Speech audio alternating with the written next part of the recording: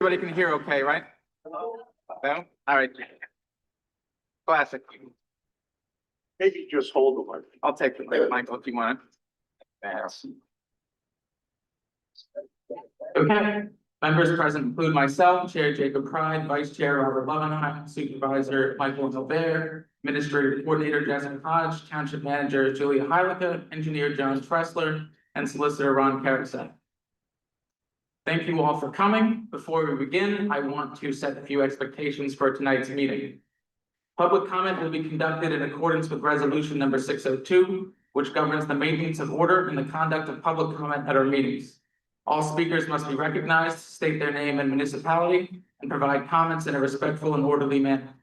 Each speaker will be limited to 3 minutes. Time may not be donated or transferred to another speaker. Public comment is not a question and answer session, though the board may ask clarifying questions if needed. For tonight's meeting, we will prioritize public comment from those physically present, followed by those participating via Zoom. A sign-up sheet was utilized in the lobby, and speakers will be called in that order. Township Manager Julia Hylika will call the next 5 speakers on deck, and there's a seating area there, and that will allow us to keep the process moving efficiently. Once the group is concluded, we'll proceed to the next group. In order to ensure that we have accurate minutes, we ask that there be no crosstalk or interruptions while others are speaking. Please also be aware that this meeting will conclude at 9:30 p.m. so that we may properly break down equipment and vacate the facility on time. We thank the school district for their partnership. We will do our best to hear from as many individuals as possible within that time frame. If necessary, we can continue the discussion at a future date to be announced by the end of this week. Speakers are expected to follow the established rules of decorum. Any individual who disrupts the orderly conduct of the meeting after being duly warned may be asked to leave. I also want to take a moment to acknowledge that we are all human beings. We all live here.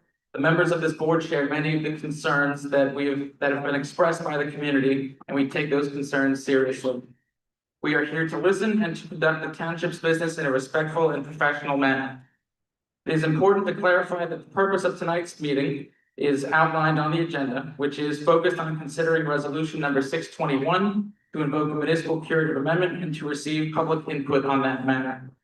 This is not a hearing on nor a decision regarding the conditional use application for the proposed data center at Smithfield Gateway. That is a separate process that will occur in accordance with applicable law, likely here. We are also not voting on an ordinance this evening. A curative amendment is the first step in a formal process under Pennsylvania law that allows the township to review and amend its zoning regulations. This process is being undertaken in response to concerns raised by residents and to allow the township time to study the issue, receive public input, and consider whether additional protections are appropriate. Following invocation, the township has up to 180 days to prepare and consider potential amendments to the zoning ordinance. During that time, drafts may be reviewed by the Planning Commission, Township Planning Commission, and the Monroe County Planning Commission, publicly discussed and ultimately considered by the board at a future meeting, also likely here. It's important to understand that municipalities in Pennsylvania are required by law to allow data centers somewhere in their township. The township cannot simply ignore or entirely avoid regulating a use under Pennsylvania law. Tonight's discussion is about how Smithfield Township should address and regulate these uses moving forward.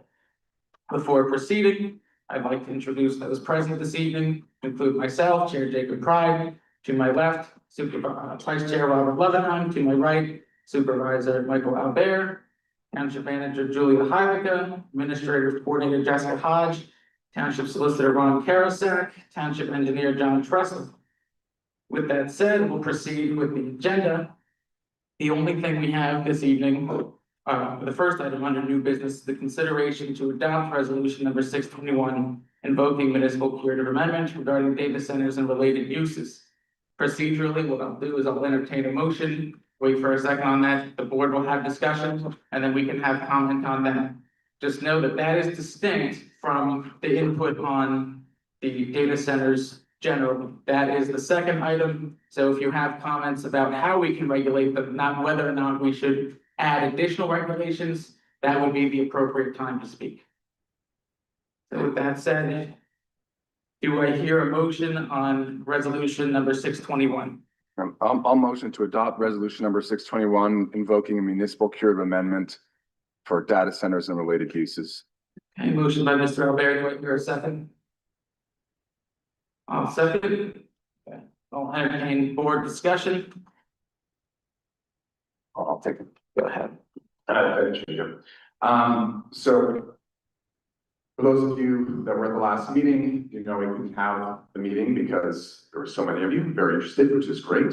So we're here today, and that last meeting, the goal was to, there was an ordinance on the agenda, and that was going to add a few additional restrictions from what are in place, on the present ordinance around data centers. Afterwards, I did go out in the audience and speak with a few people, and some of whom highly encouraged us to adopt a curative amendment, which does a few things. It doesn't protect us indefinitely, for sure. It protects against certain challenges to our existing laws. And I, for one, was feeling that if it built a level of trust with the community, we should certainly move forward with that. The biggest, I would say, risk that our township faces in doing a curative amendment, as opposed to simply changing the ordinance, which we could also do. The biggest risk is that you can only use a curative amendment once every 3 years. And in this township, the last two that have been done were, one was around drug and rehab centers, and then the other one was around distribution centers for warehouses, giant warehouses. So it's hard to say what will happen in the next 3 years. If some other horrible thing will show up, it's possible.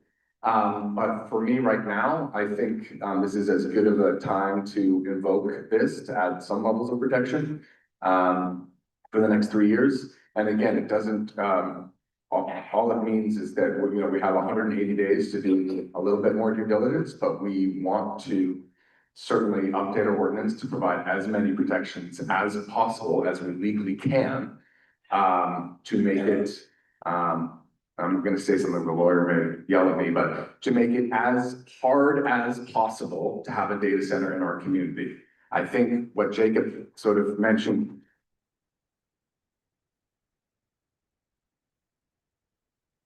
What Jacob mentioned before is true, and I know I'm not putting you on the spot, Tara. I know we have some state representatives that might be able to shed more light on this, but effectively as municipal elected officials, we do not have the power to eliminate a use 100% from a community.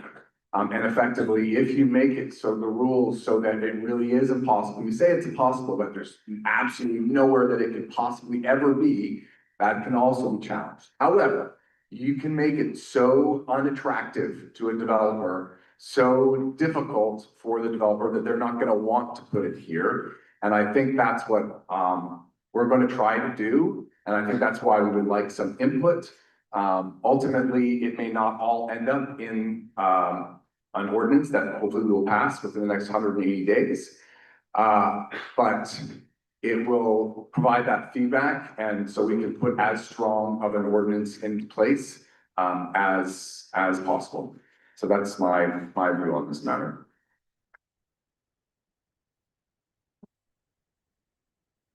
Just to add my piece, obviously, I seconded the motion.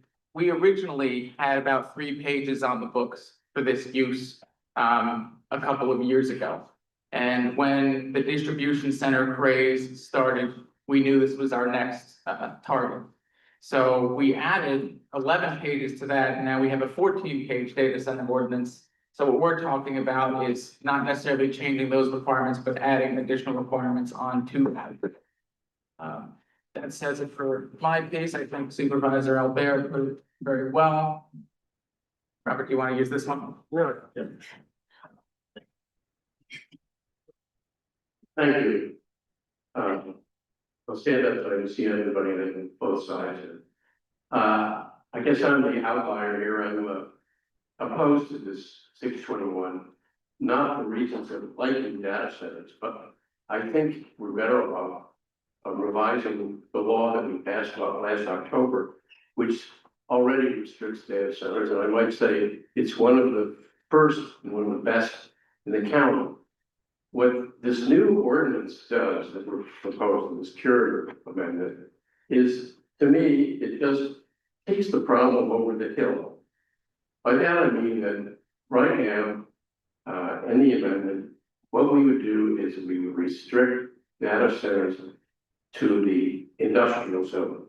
Right now, they're in the ED zone, which is our commercial zone, which pretty much is along the three corridors, three big roads, and because there's not much available land in any one of them, it really is talking about the Smithfield Gateway project. So what it would do is, it would take it out of the zone where Gateway is.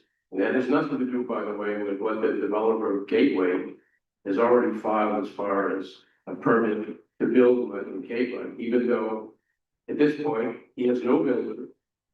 He has no prospective tenant. It's just totally speculative. But whether that's true or not, let's just talk about this new amendment. What it would do was it would make it by right in the industrial zone. No. In fact, our industrial zone, I have to correct, it wouldn't make it by right in the industrial I zone. think that's what I read. No, the draft ordinance 265, which was the start of this discussion, would have eliminated it from the economic development zone and made it a conditional use in the M1 zone only. That's what it would have done. Thank you for correcting me, but still, it moves it to some place where there are people living that don't want it either. The people in Lake Mahal, the people in Ivy Ridge, the people on Joel Street, that area around there, the people in Twin Lakes. So it's like, why is it okay to take it off this side of the hill and put it on the other side? My feeling is it should be a conditional use in both places, so that we're not singling out one as being the only place where it can be. Now, wait a minute. It's a conditional use. What this means is it doesn't get approved just because somebody wants to build it. We have to approve it. And we've done a lot of things in the past where we don't approve conditional uses. And finally, we have one thing to fall back on in not approving conditional use. That is, by law, we are the protectors of health, welfare, and safety for the health, welfare, and safety for the entire township, which means we can invoke any one of those. And we've gone to court before and won, saying this is something that's against any one or all of those things. So my feeling is this: what we should be doing, and by the way, maybe our solicitor here or engineer can tell you more about some of the reasons. We should be taking the ordinance that exists and amending that. And I would say do two things. First of all, as we've said, make it only a conditional use. Secondly, restrict the size of these data centers to no more than 50,000 square feet.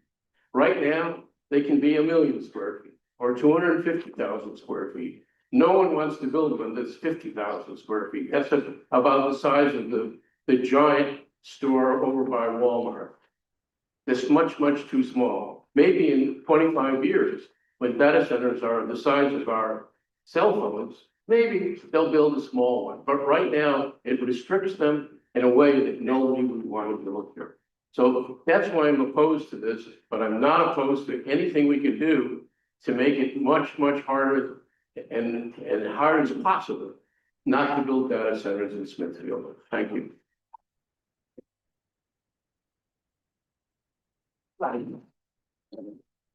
Yeah. Okay, thanks, Robert. Just to be clear, adopting resolution 621, which is the curative amendment, doesn't stop us from doing all the things you just said, Robert. We can still do all that. We can still modify the existing. What it does is it creates the ability for us to, it doesn't create an all-out moratorium, but it keeps people from challenging the legality of your current ordinance. Because that's how I understand it, for a 180-day period. Hold on, let me just finish. So the next point on the agenda is exactly what you said. And I mean, I've got a bunch of ideas. We've seen 1,000-foot setbacks from residential zones. Right now, we've got a 200-foot setback, so make it a 1,000-foot setback from residential zones. There can be things where you mandate a closed loop cooling system. There are both, that protects you a little bit on the water, but more importantly, it also limits what the developer can do, and again, makes it less attractive. As long as we feel that it's legally sound to do these things, I think we can add those, and I'm all for having that discussion on the next point of agenda, and probably at another meeting, maybe 2 more meetings. But as it relates to curative amendment, I think the thing we're talking about right now is, do we want to add this 180-day period? Again, it's not a moratorium, that we've done some research and happy to talk about that a little bit more. But what it is because we can't invoke moratoriums, the state can, which would be great if the state would do that. But it does allow us to sort of protect ourselves from challenges to the legality of our ordinance. Michael's right in what he said, but remember, I'm saying 2 things that aren't in the 621 proposed ordinance. One is that it shouldn't be done just in the industrial zone on the other side of the hill. And second is the size of it should be severely restricted. We could put those in either of these amendments and we could get away with it. But I would also like to hear from our counselor here, because there are questions about the legality and the challenges that could come from either a curative amendment or a regular amendment. Ron, can you give us some thoughts on that? Thank you. Thoughts in what regard as to the validity of the amendment, or I'm not quite sure exactly I think what Mr. Lebanon is saying, he's asking whether or not you think there's any liability in enacting a curative amendment or invoking the curative amendment process as opposed to a traditional amendment. I'm not sure if there's any liability going one way or the other. Certainly, adopting I'll say a regular ordinance, as you intend to do at the last meeting, could move a lot more quickly than the municipal curative amendment process.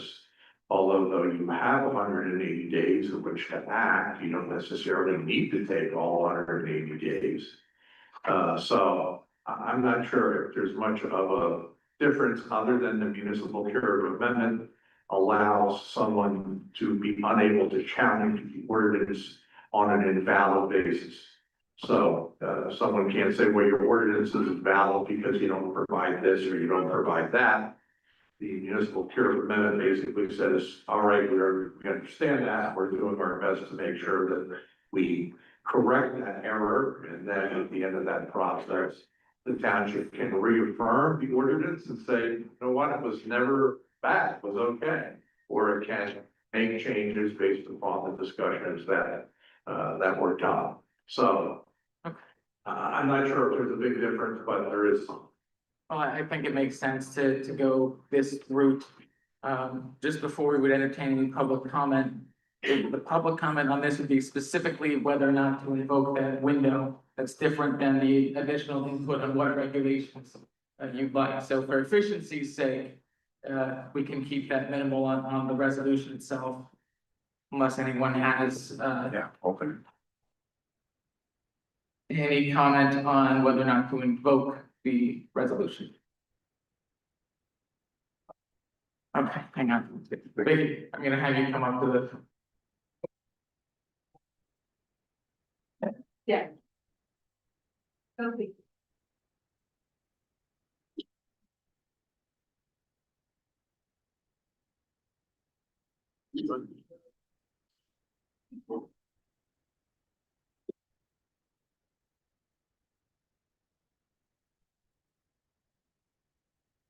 Hey, my name is Vicky Oscar, resident of Iowa, over 20 years. I do side with Mr. Levenheim regarding about working on Sundays, that you were gonna pass notice to 65. But there was some stuff that I think it was unclear on that ordinance that did not pass, slashing the ED and leaving it at 1, where there is more residential areas there, lake communities, you have Smithfield Village, you have Burgess Acres, you have Joel Street. We're more rural, Farm Street, Lake Communities, wetlands versus BED, which is no ordinance. I know there are ones there too, but that's more like a commercial zone area. So, what I'm just saying is, I think you should consider and revisit and not pass your. 265. Sure. Just to be clear, that we can take the input on the ordinance itself at the next item. This is just whether or not to invoke the resolution that we're voting. Well, I'm against the resolution. That's the curative amendment is not what you just talked about, though. This resolution invokes the 180-day period in which to change the ordinance. The resolution doesn't identify what the solutions are. So opposing the resolution means opposing the 180-day legal period where we have to enact a change. Okay, what I'm telling you, I'm against what the resolution you're passing. All right, okay. That's what I'm saying. Okay. Then you could work with the regular ordinance amendments. Okay, if you want to comment on whether or not to invoke the period, I'm gonna ask, the next, I don't know, we have seating here, just so we can do it orderly, if you want to line up, just to make it a little easier. We did have a sign-up sheet for the general input, and we'll still do that for that one. But just for the sake of being efficient here, you can line up over here, these couple of seats. And the same 3-minute rule and all that applies here as well. Okay, I just want to speak directly to anyone who doesn't understand what the period of recognition is. They still And have. we just need you to state your name. Oh, so sorry. My name is Lauren Hills Rabbit. I'm a resident of East Stratford Borough. So the curative amendment is something that everyone would want because that gives a 180-day pause so that the ordinance that is not good enough for you or for anyone can be more strictly looked at. And we can actually ask and request more about what that, we can have recommendations. Without that, they're just going to do it and then you'll have like the 200 feet setback from your house anyway. So you would want, so just like that, that's something to consider. Thank you.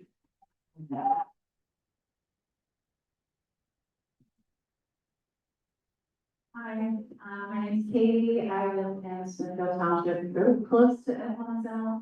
I thank you so much for bringing up the security amendment option because I think it is really important. What we all know is that we need to put more restrictions, especially related to so many things. But by just going forward and not taking this pause, we're not protecting ourselves. We're not taking the steps we need in order to protect our environment, our air, our land, our electric bills, our bodies, our children, everything. So this pause is what we want, just like Lauren said. They're doing this because we asked them to, which I thank them for. And they're doing it for us. So I think that we should invoke this amendment so that we can protect ourselves. Katie, what's your last name? I'm gonna please, Sarah. Thank you. My name is Eduardo Pereira. I also live in East Stroudsburg. I wanted to thank the board for listening to us, especially after what happened last time. I am in full support of the curative amendment. It's truly the only way we're going to get the adequate time to discuss, to have them be able to hear our thoughts and process all of that. If we don't put it in, we are not protected from other applications that could come in. So anyone that is against this, I think you would really have to question that. Yeah, I'm not gonna say anything further, but I know that people have been talking off the record. So again, I'm just gonna stress, we should all be for a curative amendment.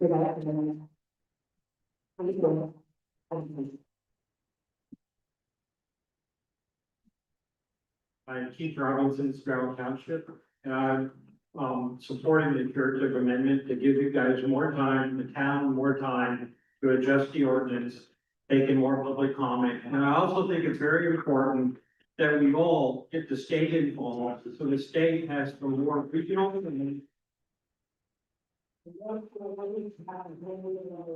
which is a recipe for disaster. And if we can have regional plans where we have regional electric grids, water supply issues defined, and we don't overbuild on these data centers, but they're done in a smart way. Let's kind of make that push a political, objective in the next 180 days. Thanks. With that said, I am going to call for a vote on that item. All in favor of the resolution 621 invoking the municipal curative amendment regarding data centers and related uses, say aye. Aye. Aye. Opposed? Okay. Okay, motion carries 2-1.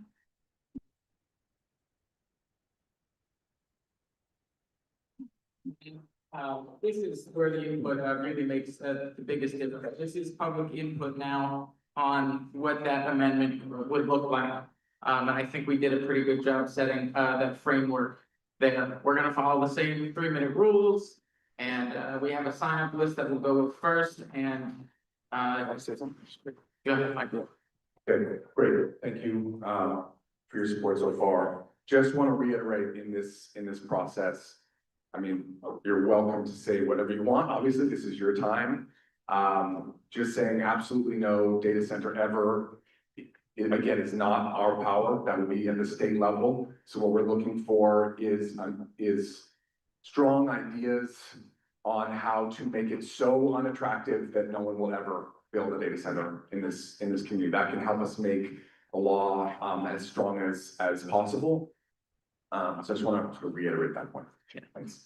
Just lastly on my end, so I think we expressed a couple of ideas for Supervisors Albert and Supervisor Loveenheim about other regulations that we can add on. I think this is obviously the framework to do that, but just kind of note, unfortunately, in other jurisdictions like in New Jersey, where they are able to ban uses outright, they have some other regulations too. So we're gonna listen to what other places have done, but we have to do it under Pennsylvania law, which might be a little bit different. With that, I will let Township Manager Julie Hylica call up the first few folks that signed up to have it vote. Thank you. Thank you all for coming. My name is Julia. I wanted to run you through the process to make sure that everybody understands what's going on. So you've already seen this in action a little bit, but once you stand over at that podium, you will see I have a 3-minute timer over here. When it starts, you'll hear a noise. When it is over, you'll hear a noise, and then I will reset it to 3 minutes for the next person. We ask that you please respect that 3-minute timer because we want everybody on these lists to make sure that their voice is heard. When you come over to this area, when I call your name, there are 4 seats up front right here, 1, 2, 3, 4, that have reserved signs on them. Please come up and sit here so you're comfortably on deck and so we don't have a giant moving forward. On here, I have a couple of things that have been scratched off, and I know some of you suggested, I don't know if I want to talk, maybe no. If I call your name and you decide that you do not want to speak, that is totally okay. Just don't come up and we'll move on to the next person. But if you do choose to speak, it's here for you. If anybody changes their mind while we are speaking, over on the far stage left, there is a music stand over there with a late sign-up sheet. Go ahead and add your name to that. If we still have time at the end of the night, we'll make sure that you're heard at that point. So, first 4 people on deck. We're gonna bring Eduardo, where'd she go? Eduardo up first, and then the 4 people on deck are Bennett. I would apologize if I butcher anyone's last name. Deepest apologies, please bear with me. We've got Bennett Daniels, Ann Leachy Nicholas, Lauren Jones Rabbit, and Mary Ann Freeby. Before you're starting, go ahead and get up there. Is there an 8 pounds as part of the 3 minutes?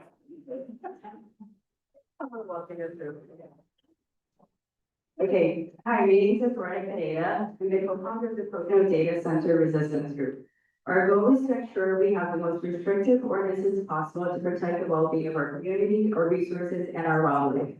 As an artist, I see the magic and beauty of this land, and I cannot sit idly by knowing the harmful effects these data centers inflict.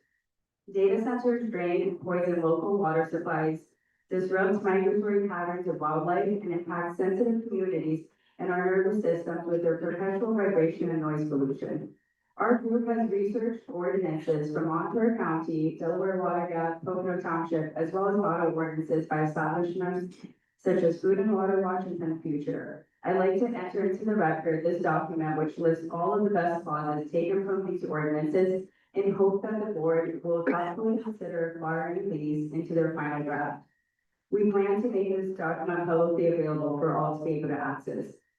Here are a few suggestions for actions that would strengthen the current future ordinances. 1, require disclosures of biocides, descaling, and coolant chemical agents being used in data centers' closed-loop systems. We need transparency for proper safety assessment as part of the conditional use. 2, private water is not protected like public water, and the burden of testing falls on the people. This should not be the case. Require studies of impact on how shallow aquifers and how it will affect nearby wells. Consider banning private water usage unless third-party testing of residents' wells are consistently monitored and incurred costs are paid by the developer. 3,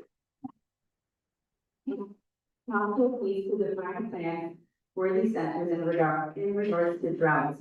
We need limits set preemptively and penalties fined for violations. Would their daily water limit be reduced if the water line at the source, for example, the river basin, drops below a certain point? 4, the heat component is also missing. This needs to be added to the ordinance, perhaps in the form of a study regarding the heat emitted in the air. In some places, they are also causing heat islands, increasing 16 degrees up to 6 miles away from the site. Also, it is important to address low down water discharge from closed loop systems into our rivers and how the temperature increase would impact our aquatic species. To close, I'd like to remind everyone that PA's Green Amendment, Article 1, Section 27 states that the natural resources are common property of the people and our elected officials serve as trustees and have a constitutional duty of prudence, loyalty, and impartiality to conserve and maintain these rights and resources for the benefit of all people and future generations. Thank you.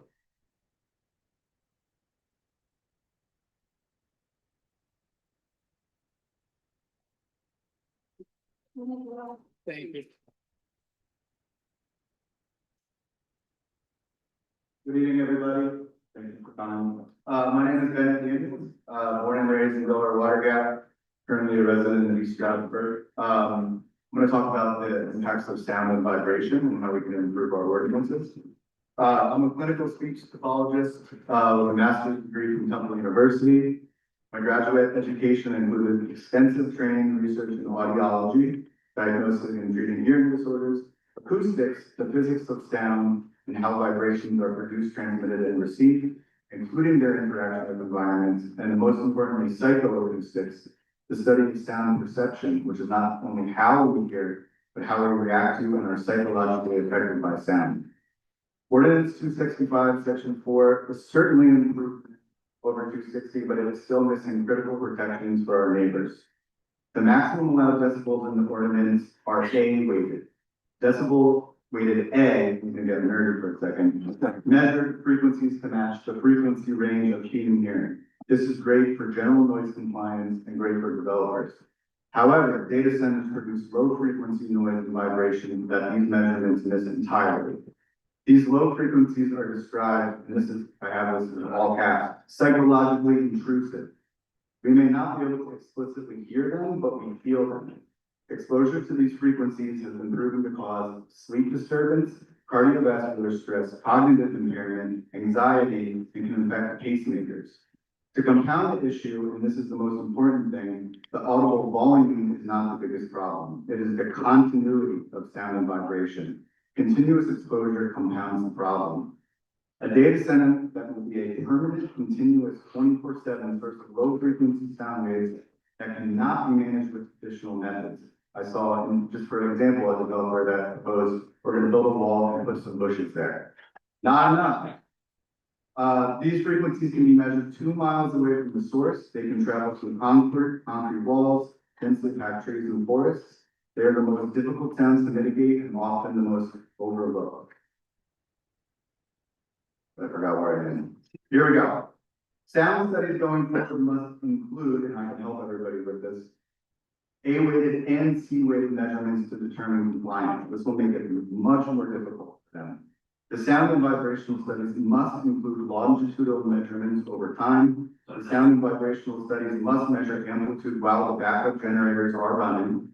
The sound and vibrational studies must account for the audible and inaudible frequencies and their amplitudes, not only at the developer's property line, but at property lines of nearby residential properties where people actually live, and at the property lines of non-adjacent but profitable medical facilities, childcare centers, you name it. I will submit my full recommendations to the board. Thank you for your time.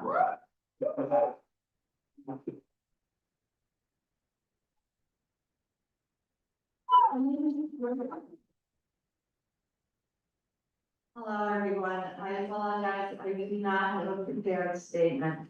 But I will show you, my name is Ann Luigi Nicholas and I live in Smithfield Township. But I will show you my sign and it says to support the, statewide, data center moratorium. We really don't have what we need to have in place before these things descend upon us. And the other side of my sign is no data center, even though you said that is not an option. Okay, sorry. So I want to submit my sign as my statement, but I do reserve for future meetings to be able to contribute more. I've been a resident of the Poconos, I hate to say how long, for decades, 5 decades. And over that time, it seems to me that anyone that's got a few dollars, comes into our community, and exploits it. And earlier today, before I walked into the building, I used that terrible word, rape of the Poconos. I'm sorry. This is more of an emotional thing, so I'm not giving you all the wonderful reasons that the prior speakers, I applaud them and the information that they provided. But I support whatever it takes for our township to do the right thing. And as Roberto said, health, safety, our children, and our future generations. I look across this room and I'm happy to see that there are some young people here. There are many senior citizens here because we are on a fixed income.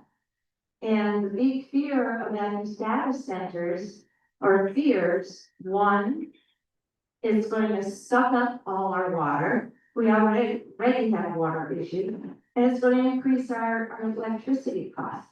So, the buck stops here. And we can't take any more hits financially. So, that's kind of where I am right now at this moment. I would be happy to work with all of you for the next 180 days, whatever I can do to support doing the right thing and being on the right side of history. Yeah. Thank you.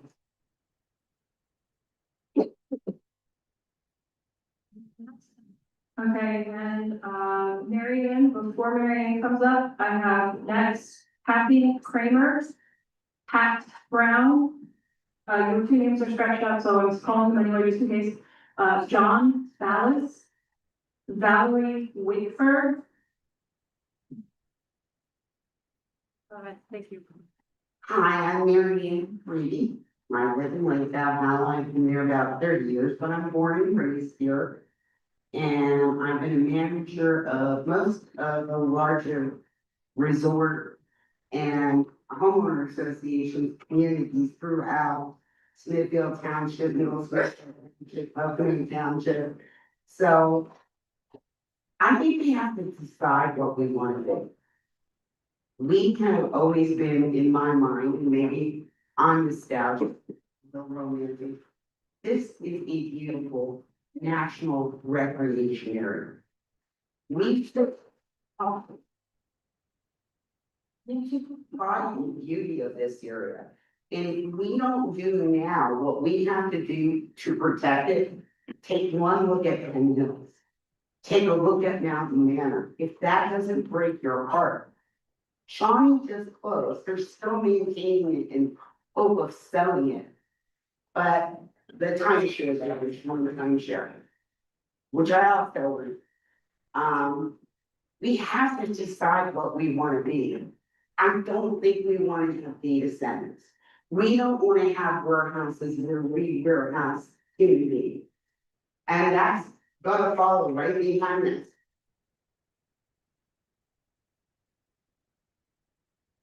So whatever the board establishes, you have to look forward and decide, what is Smithfield Township? What is Monroe County? What is the Poconos going to be? That we've got to keep that a part of it, because everybody comes here for a reason. And that reason was nature, the beauty of the Delaware River, the harmony of the diversity in this area, the safety of the drinking water, the fresh air, the deer, foxes, raccoons, beavers. Everything that we do going forward is whether we maintain the beauty of this area or we destroy it. And I have grandkids, and I want them to have more than what I had, and I had a beautiful life in Jordan down really that. We could clean the streams, we could get watercress and eat it right out of the pond and carry a little salt with us. So just keep in mind what we were, what we want to be, and the safety of life of nature.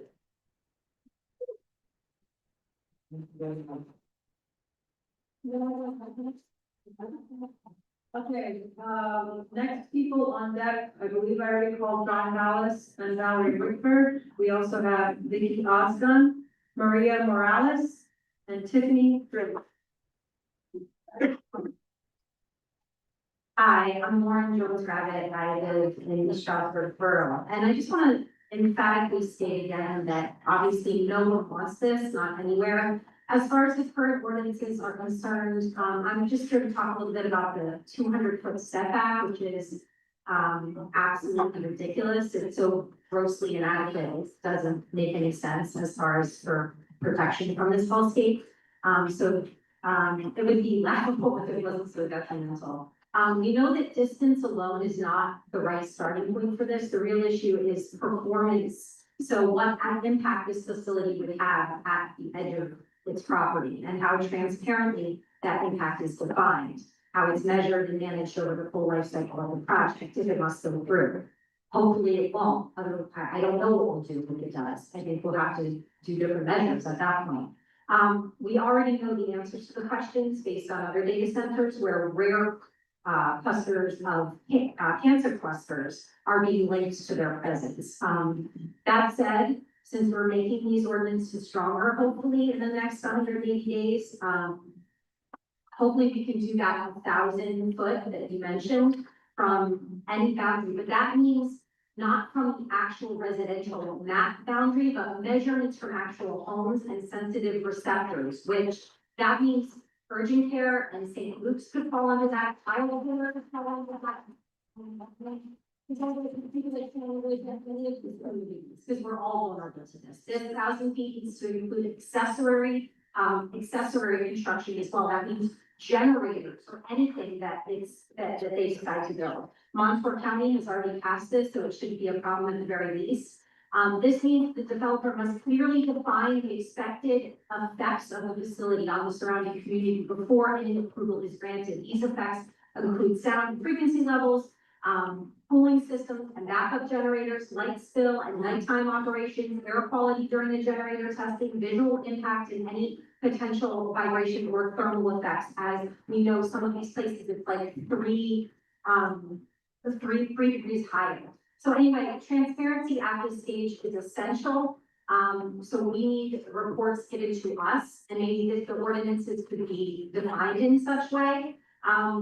The other part of it is the reason we're here at all, that we needed this curative amendment. You guys knew you could do this, and you didn't, in part because of lack of transparency.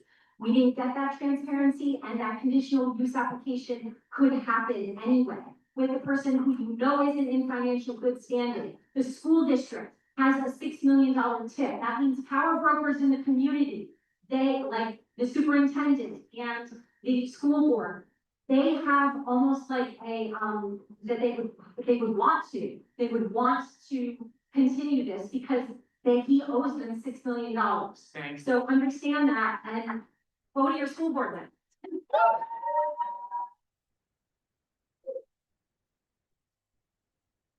Yeah.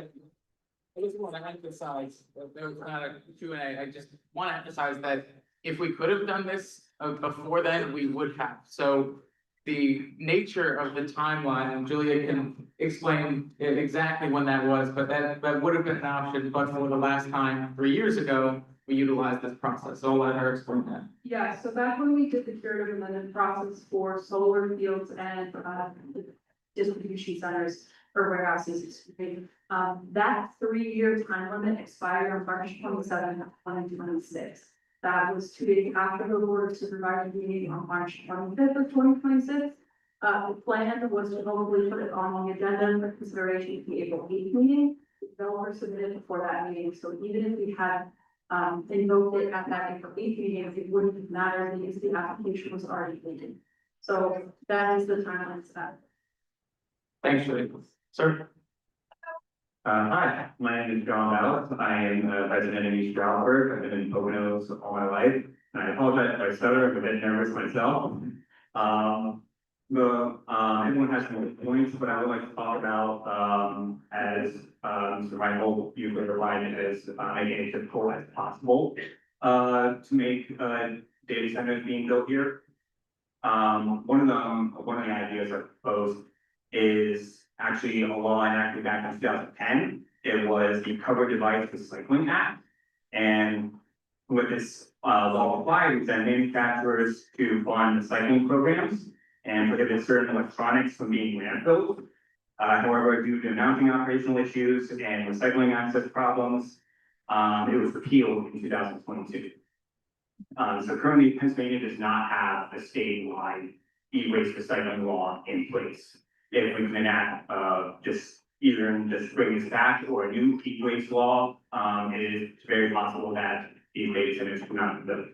Now I know the younger generation out there, they know the immense cost of building your own PC, GPUs, RAM, they're quite out of control. And so if we force them to regulate these high cost GPU and RAM parts, it's possible that they don't want to build the AI data center. So thank you.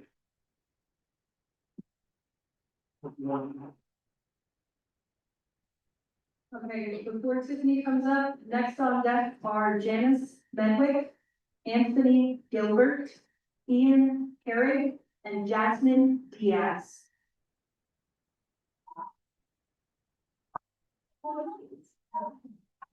Hold on. Tiffany, you're up next. Those are the 4 people on deck. Yeah, you're up. Hi, everybody, it's Tiffany. I'm one of 3 homeowners that actually live in the M1 zone at the airport. I feel like I'm often overlooked. When businesses are opened and the ordinances are ignored. My recommendation is 1, turn all of those residential homes back into residential zoning. And then increase the buffer to 2,000 feet. Also, I've noticed a lot of the wetlands on there, like in that area, they're not protected, they're not on the county map. And we can have the township go through and have somebody delineate all of the wetlands in that area. That would restrict the zone, and maybe even smaller for the building. For the data center. And that's it. Yeah.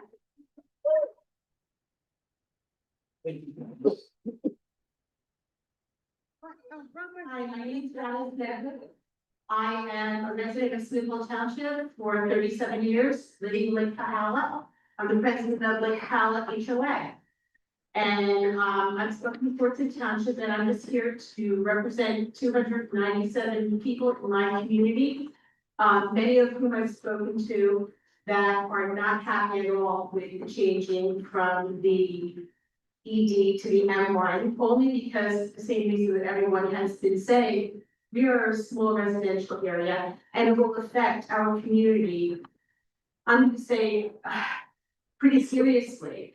We have right now that we're aware of, we have 4 endangered species animals, animal wildlife in our community. We have the bald eagle, we have the blue heron, we have the bob turtles, and we have river otters. We also have beavers, we have, our beautiful deer and fox, just like everyone else. My concern is, data centers with the frequencies, the noise, everything involved in it, from the cooling, possibly the cooling towers, you name it, the whole idea of data center. It affects the migratory patterns of our animals, it affects the reproduction of the animals. I have read some reports where, located close to a lake area, which literally back 200 feet from our lake, if it was to go into that area, the airport area. We're gonna find our fish floating down on top of the lake. It's well documented, well known. We're concerned about just in general, the entire aesthetic look of it also. I live on top of the mountain, and I'm on top of the mountain, top of Lake Center Park.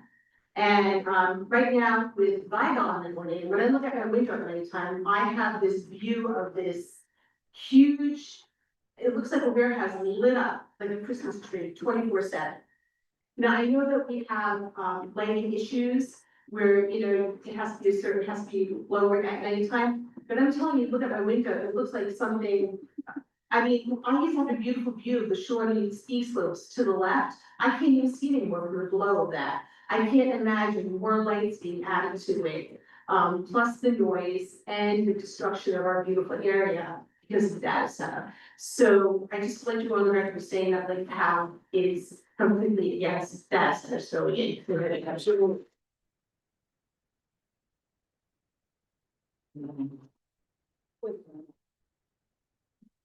Anthony Gilbert? Hey guys, my name is Anthony Gilbert. I live in Smithfield Township. Actually, my property, my backyard is Mosier's, old Mosier's Dairy, so this is literally gonna be built in my backyard. I'm not hyper political. This is actually one of my first political things I ever came to. I am a youth sports guy that I have over 1,500 kids in our programs across the county. I have the pleasure of going on 100 acres in Pocono, one of our summer camps. I had a really great culminated thing that I put together, but you guys sound like you are looking for reasons to not put it in, so to put it in ordinance. So I did some quick research and kind of went through, so I have a list of stuff. I have, like, it seems like you guys are trying to convert the M1 to get that to be, but it seems like it's light industrial, is that's purpose? And it seems like this data center is more like heavy industrial setup. Infrastructure and like behind wall, like that doesn't make any sense, and like moving it next to residential homes and like that, stuff. It's like, you're talking about small scale, because that's what we are thinking about. So I think the restrictions for that is more, you should designate it as an industrial district, and in that district, put in your things to make it so restrictive that they don't get it. So you can replace it in the area, putting it in 2,000-foot step, because there's, let's be honest, in the Poconos, is there no wetlands anywhere? It's like everywhere, right? My family was involved with building for a really long time in Mount Pocono, like there's no place that is not a wetland, right? So, okay, all right, anyway. So some other things is maybe like, setbacks for storage, and like people don't leave the city, which is giant concrete buildings, to come to the Poconos to see more concrete buildings.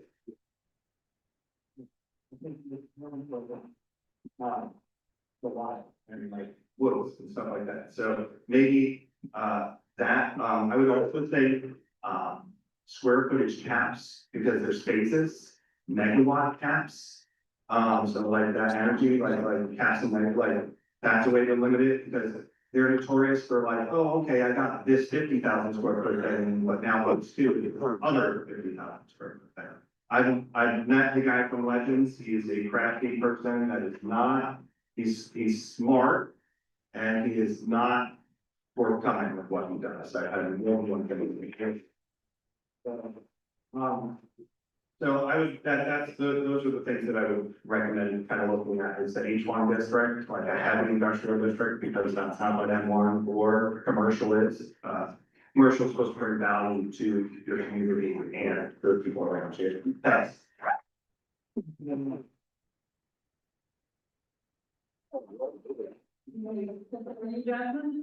Before you speak, I'm gonna put the next 4 people on deck. We've got a Pete Cullen, Alec Wilczek, hopefully, Christine Wilczek, and Ashley Simmons. I just want to add one thing before you speak. So I've heard the light industrial versus heavy industrial argument. I think it's a fair one, but just so you know, we only have one M1 zone, which is just industrial. It doesn't specify light or heavy. So if we're going to look for another place to put it, there's a good chance that the other land would be existing commercial or existing residential. So we have to be very careful about that. It's not necessarily a choice of, can we hide it over this place? I wish we could. We have to kind of be very nuanced about where that would be. And that could be a suggestion that someone speaks on later, but I just want to give that clarification.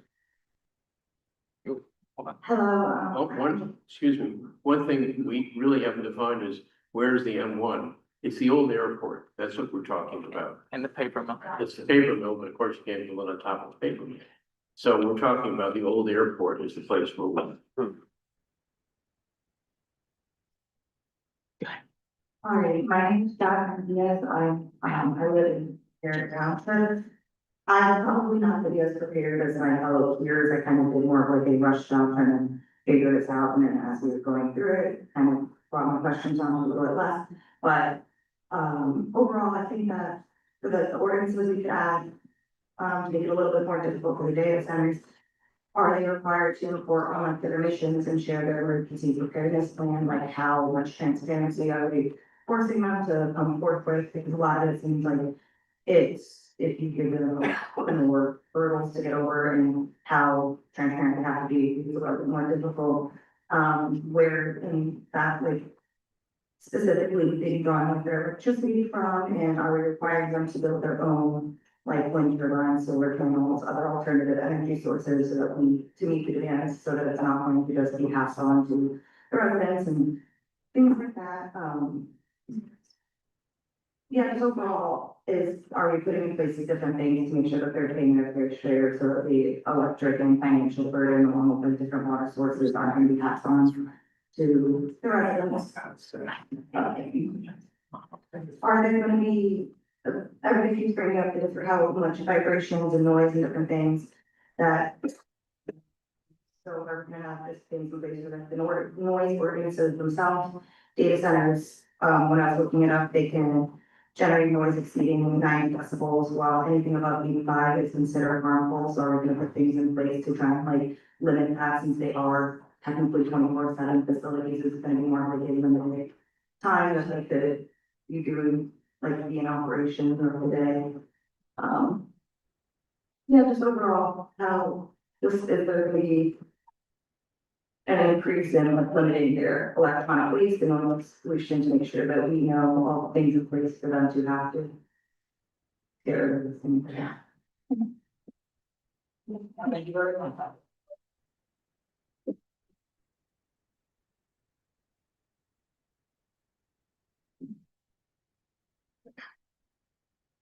Hello, my name is Ian Barrett, and I live in Delaware Water Gap.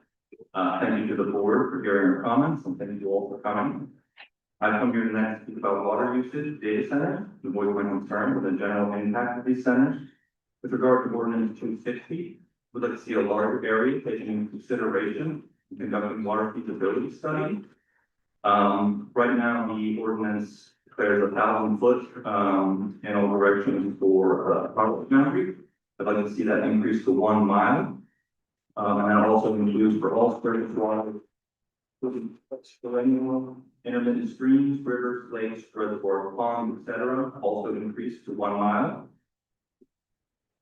I would like to see, I would like to propose that applicants shall provide proof of review of approval for water withdrawal of 100,000 gallons per day or more over a 30-day average for any source of combination of the Delaware River Basin.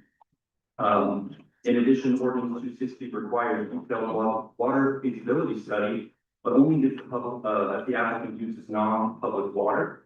If the applicant, my understanding, if they produce a letter from the Broadhead Creek Regional Authority, saying they will provide the water, that entire study would be bypassed.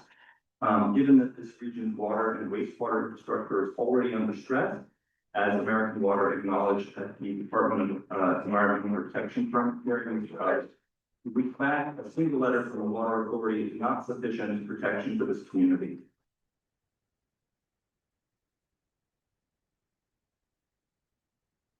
American Water has also stated that the area does not have sufficient capacity for new development. Capacity there. I'm asking the board to require a full Act 537 sewage planning module review demonstrating that this facility will not overwhelm a system that American Water itself has publicly stated already at capacity. And finally, regarding the decommissioning law, I don't know if there's an escrow account already set up for the decommissioning, but I'd like to request that one be required so that we can ensure that the money exists to demolish the data center when it is no longer being used.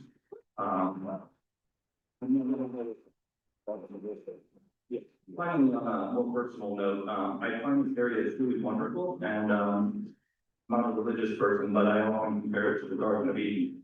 I am by no means a cynic when it comes to technology. It has the power to cure cancer, but what is the point if that power dumps the very chemicals into our streams and rivers that cause cancer in the first place? Thank you.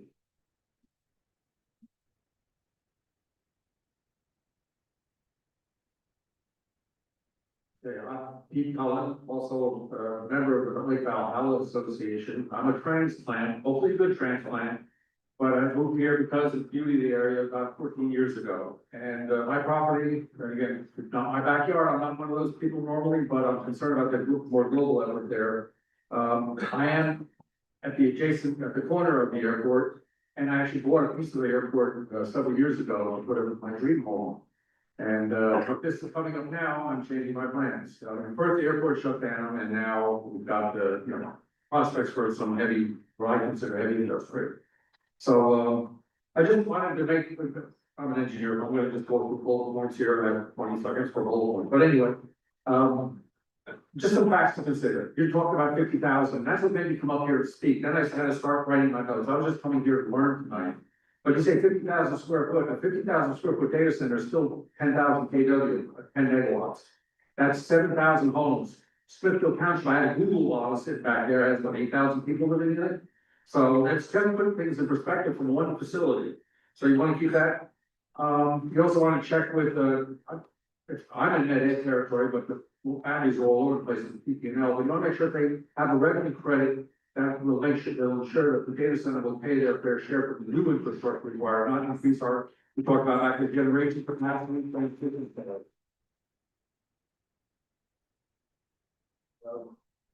Let's see, the other thing is the data center employment, once it's up and running, that's not a job benefit, it's not a benefit for the town for that, I've ever seen from any of the data centers in Jersey I've seen though. Noise levels have already been taken care of by other people. I do want to say though, if they build something, you want to make sure there's no grade change. Especially at the airport, that's a flood zone. That's why I didn't buy something before close down there. There was something I was more clear but it was a flood zone.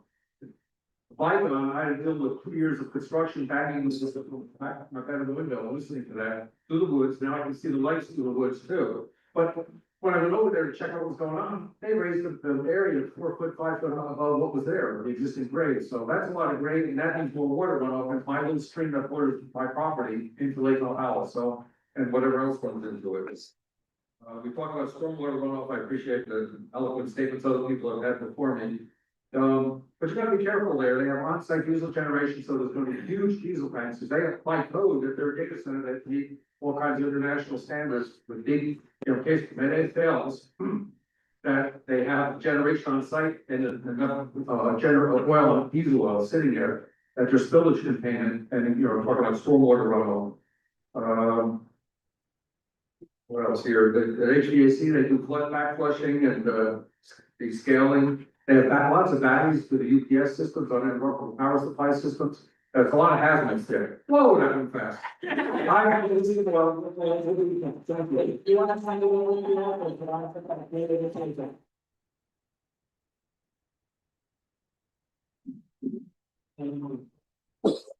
Hi, everybody. My name is Ashley Simmons. I live in Middle Smithfield, specifically Castle Rock Acres. My stepdad bought my house in 2001. I've lived in West Virginia the majority of my life. I dealt with my water being poisoned by coal chemicals, MCHM in 2017. I just came here honestly to really cite the effects of data centers. They found surface temperatures increasing by an average of 3.6 degrees Fahrenheit after a data center started their operations, and in extreme cases, nearby temperatures increased by up to 16.4 degrees Fahrenheit. Amazon is set to pay $20.5 million to settle allegations that 2 of its Oregon data centers helped contaminate groundwater. A woman who lives 1.6 miles from the Meta data center in Wisconsin speaks out as she says their water system has been completely destroyed. She says there's a discharge that turns the entire river like milk. She paid for testing, found extremely high levels of heavy metals. JP Morgan Chase data center in Orangeburg, New Jersey. In return for nearly 77 million in tax breaks, the project promised to create only exactly one permanent job. The water that gets bled from the system has to be evaporated. It doesn't stay in a closed loop, it's a myth. Instead, millions of gallons of the local water evaporates into the sky.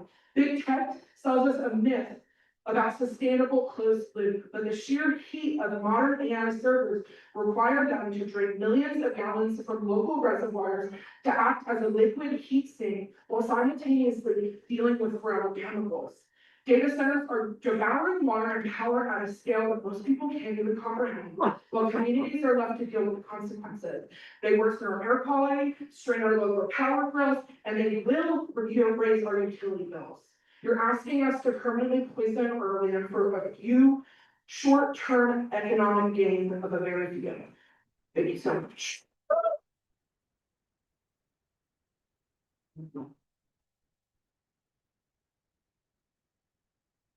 Hi, my name is Alexi Wilczek. I am a resident of Smithfield Township, and I was born here 34 years ago in Coconut Medical Center in Minnesota. I want to, a lot of people have some really great points up here, so I'm not going to spend a lot of time focused on those points today that are here. But as someone who's involved with their county day in, day out, I have to hear about how middle income and low income and homeless individuals are struggling to pay their bills every single day. And already here in Monroe County, our senior citizens are rationing their electricity and their heat in winter time. If we have these data centers in here, if they come in, we're not going to be able to afford that those electrical bills. And already this is going to result in deaths in Monroe County. And I can't even imagine how many of them there will be. So that is one of my main concerns. One of my main concerns is also the fact that this is a tourist location. We have snow making machines on our ski slopes. Do we really think that this is not going to affect tourism in this area, specifically to our ski slopes? And if we look at that alone, that's going to massively impact our income into this area. I also wanted to this is less of a data related, but more of a general warning that we need to be this vigilant. So just 3 years ago, AI was introduced to the public and it was packaged up into this pretty bow labeled free. And then here we are 3 years later fighting massive corporations as they ramrod these data centers down on our throats. These are massive skill building companies that is helpful to that.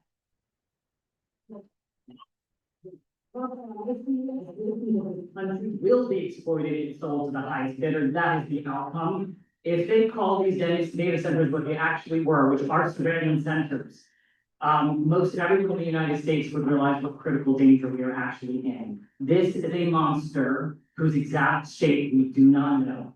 a monster who mimics our voices and our humanity, but is not actually human.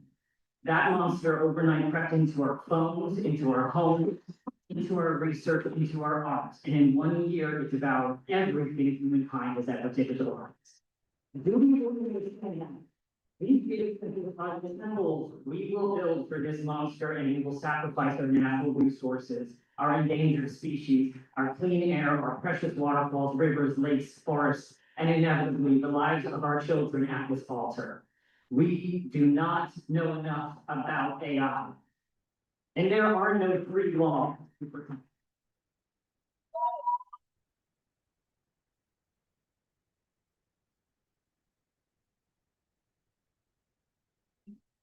Okay, the next four individuals on deck are Ari Christensen, Louisa Domblowski, Charlene Spezza, and Katie Makovsky. Hi, my name is Jessica Walczak. I have lived in the Smithfield township and I'm very nervous, so I apologize. Unlike my schools before me, I was not fortunate enough to grow up in Georgia. I grew up in South Carolina where the roads are flat and our fall season lasts about a week and a half and muted brown. The spring is not as vibrant as the colors we get in here. The bright green grass when the earth first wakes up after the cold winter, the true spring green of the leaves as trees shake to life, the pops of pinks and yellows as flowers start to bloom.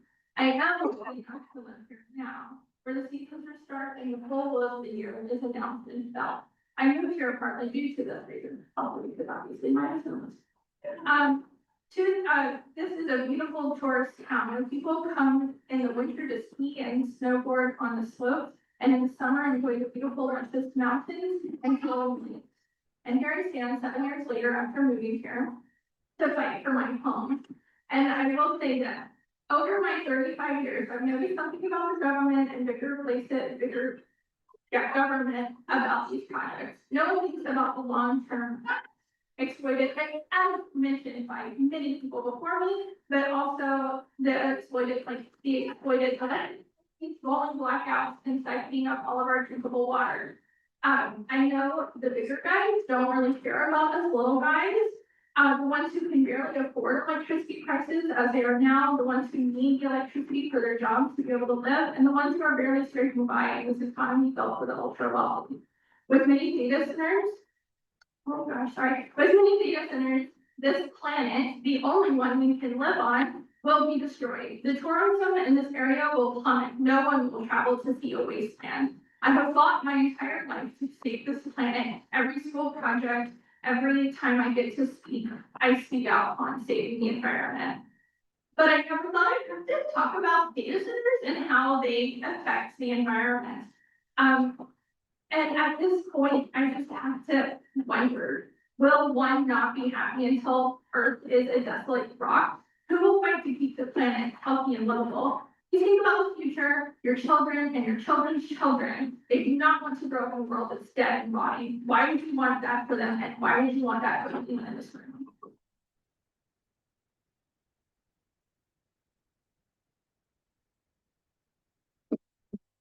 And there's one thing I want to point out, Smithfield is one of 20 municipalities in Monroe County. We need this kind of level of community input across the county, because it's not just Smithfield, it's not just Monroe County.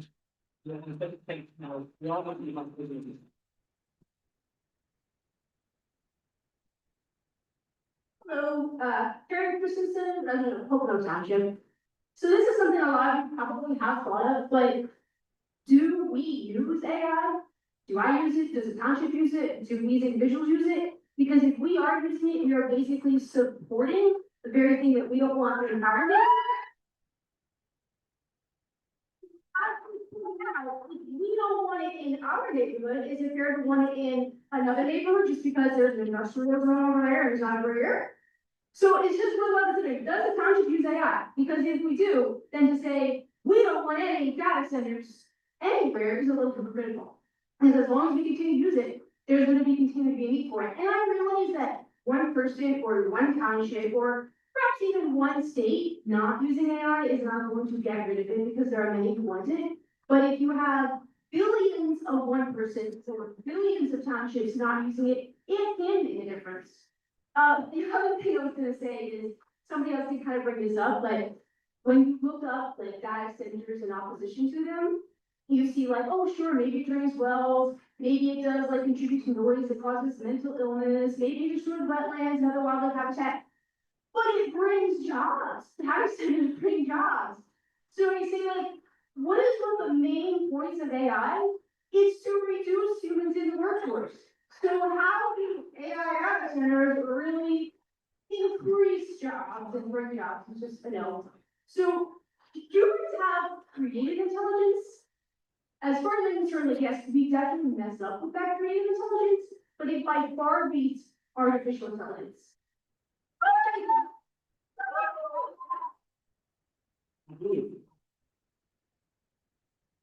Okay, we can give briefing names just in case. Lisa Dovolowski, Charlene Spezza, Kate Bukowski.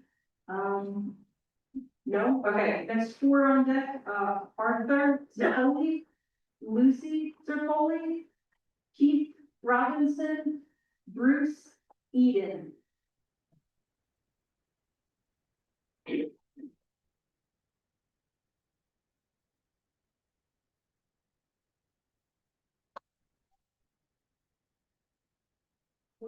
Arthur, you can start whenever you're ready.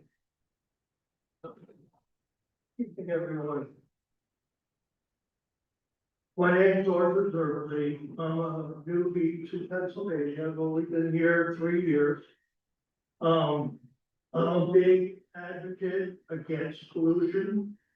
You can even ask my wife when I go somewhere and I see shit on the floor, excuse my language. I see stuff on the floor or on the ground in the parking lot, and start picking it up. She looks at me like, what are you doing? People have already mentioned the pollution aspect of the data center. My concern is it a data storage center or a data collection center? Because if it's a data collection center, it may have access to CCTVs throughout the county. And therefore, your privacy is going to be not good. So I tend to like my privacy. And therefore, that's one of the things. I'm not a criminal. I'm not. And I can't say that either. So as far as the pollution goes, I'm very aware that if you want to really have an ordinance against the pollution aspect, especially everybody's mentioning the water use, you could probably take and monitor a company like the Walmart that we have here, see how much water they use in a month, and say that would probably be the max amount of water that anyone should be able to use, including faucets, toilet water, whatever. And therefore, if they can't match using that much water, then they shouldn't be able to have the center here. Thank you. Thank you. Okay, I'm Lucy Darley, I'm a wife. And we've lived here 4 years, not 3 years, but that's the wife, so I was gonna say pretty much everything that everyone else said. My emphasis is more on, somebody just mentioned the Amazon settlement for the 20.5 million, which contaminated land water of over 100 square miles. That's ridiculous. The Delaware River, if we lose it, we might as well just close up shop and go home. $20 million for Amazon, it's less than 1 day, it's their next topic. They don't care. And I've seen this over and over again in my lifetime. We'll just throw money at something if we contaminate this or if we destroy this, if we whatever. And to them, it's nothing, to us, it's everything. So that.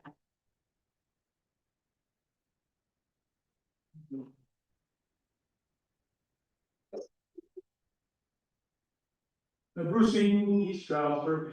My wife and I moved here 3 years ago to East Stroudsburg because we moved out of northern New Jersey, where we know all about light pollution, air pollution, and noise pollution. And the 200-foot buffer is a joke. So if anybody believes 200-foot buffer is gonna help anything, don't believe it.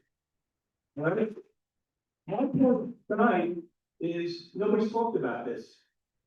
Last year, off the coast of Ireland, cargo ship carrying electric vehicles caught fire. It burned for 13 days. The only way the fire went out is it sunk in 2.5 miles of water. It takes 30 to 40,000 gallons of water to put out an electric vehicle car fire. That's all over the country, that's fact.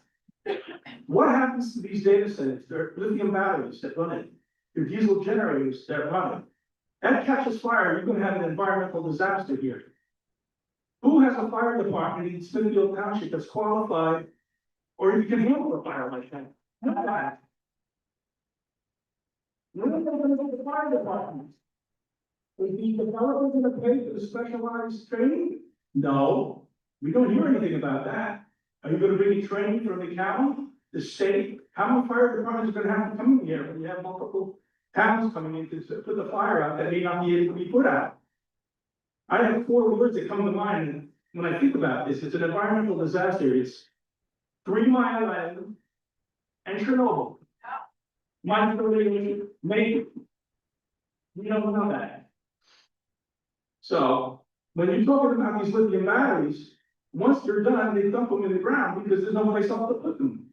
They're solid pollution. So what are we talking about here with this AI in the township? You can't control it if it catches fire. You're gonna have air pollution where they're talking about micro and nano particles of metals, heavy metals, chemicals that burn. The diesel motors that run it are gonna catch fire. They're gonna burn. You're gonna have diesel pollution. So my position is no on putting this AI center in at all. Period.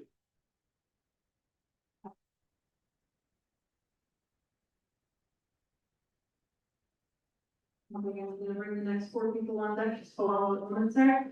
We've got Benjamin Owen, Ivan Rivera, Stacy McTee, sorry, and Stephen Martin. Keith Robinson from Scout Township. Thanks again for letting us give our comments on your proposed regulations or ordinances.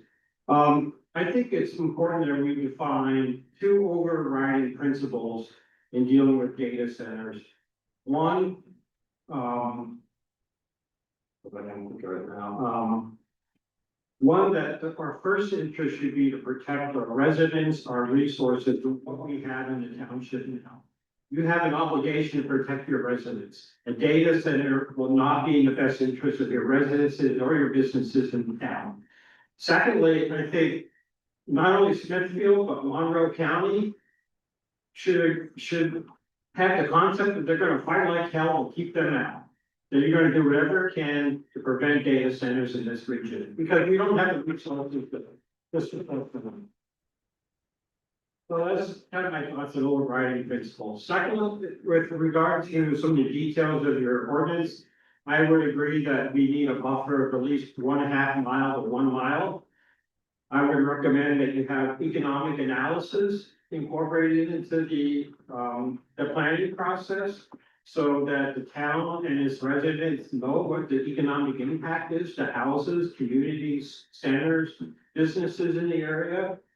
I would recommend that you have an unbiased sort of review, a panel of experts to review any documentation reports that the developer prepares, because a lot of times consultant reports just give them what they want, what you want to hear and what they want to hear, and it's hard at the township level to know where the good science is and where it's lacking. So because of something like this having such a big impact on the town, that you convene a panel of experts to review this stuff, so you have the best information to make decisions. As one speaker said previously, I agree. I think you need the developer to put up some escrow or bonding, even if it involves like soundproofing houses, putting up better vegetative buffers, whatever, to protect the township in the future and its residents, so there's some resources to protect them should this go through. Let's see.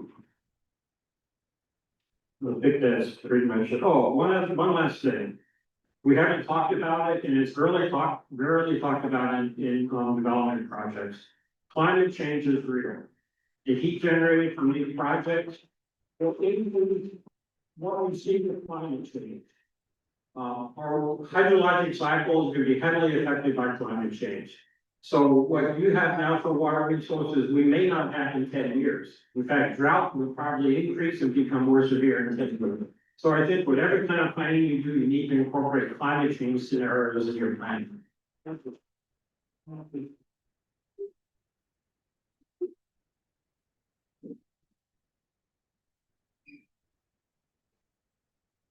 The gentleman in the Alright. blue.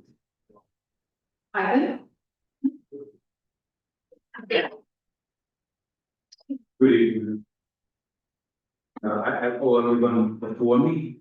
Just want to add my 1 or 2 cents. My name is Ivan Rivera, and I just live up the road from the proposed site.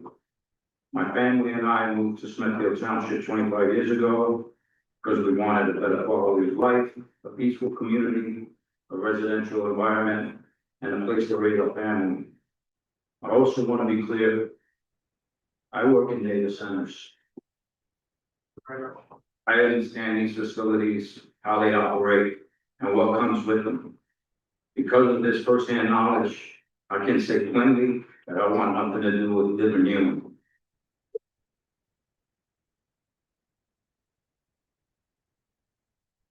Let alone 2 of them placed next to homes. These facilities affects wildlife, brings constant mechanical noise, diesel generator testing, construction travel, lighting, security infrastructure, and industrial scale utility demand. Even in the well-managed, they are not compatible. They're not compatible neighbors for residential communities. This is not an opposition to technology or progress. This is an opposition to placing the wrong project in the wrong location. I asked the township to protect the residents who already live here and consider whether this belongs to family homes. There are more appropriate locations for projects like this than in the middle of an established community. I support caps on power and water consumption and increasing setbacks, etc. Please put the long-term quality of life of residents first. Thank you.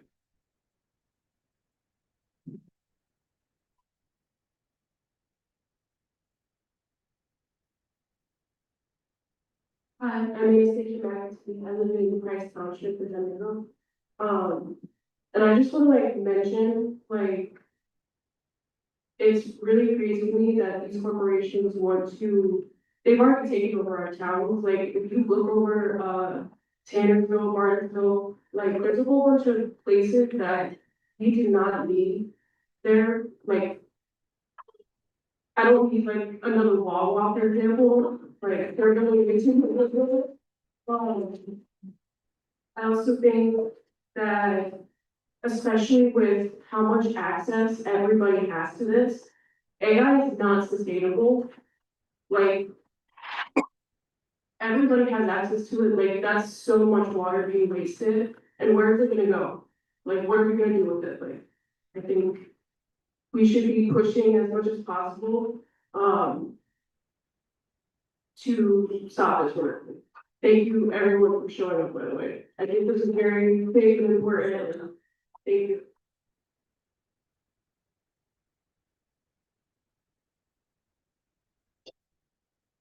Okay, before Stephen comes up, the next 4 people on deck are Katie Tara, is that how I pronounce that? Ben Hammerer, Brenna Rabinowitz, and Peter Oxalatus. Good.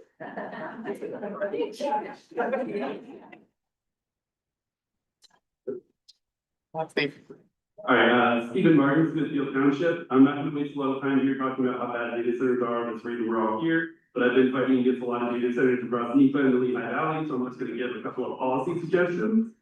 We talked about further setbacks. However, we should talk about how sound is measured. It shouldn't just be measured at 1 point for a certain decibel. It should be measured at 500, 1,000, 2,000 feet. And these measurements need to be taken at different times of the year, potentially quarterly, because data centers will ramp up production and noise levels during the summer, when it's the hottest. And that is when, that is probably the most important time you need to be measuring your decibel levels, because that is when we will have the biggest issues.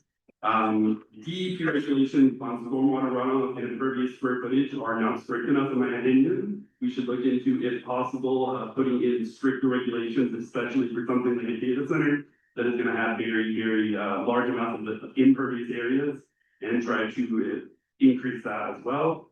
Someone mentioned earlier about recycling e-waste. Chips to these data centers are only good for roughly 5 years. Without any sort of recycling regulation in place, that e-waste is going to pile up over time, especially as you upgrade these facilities, get new chips, new technologies come out. It will desperately pile up in a very short amount of time.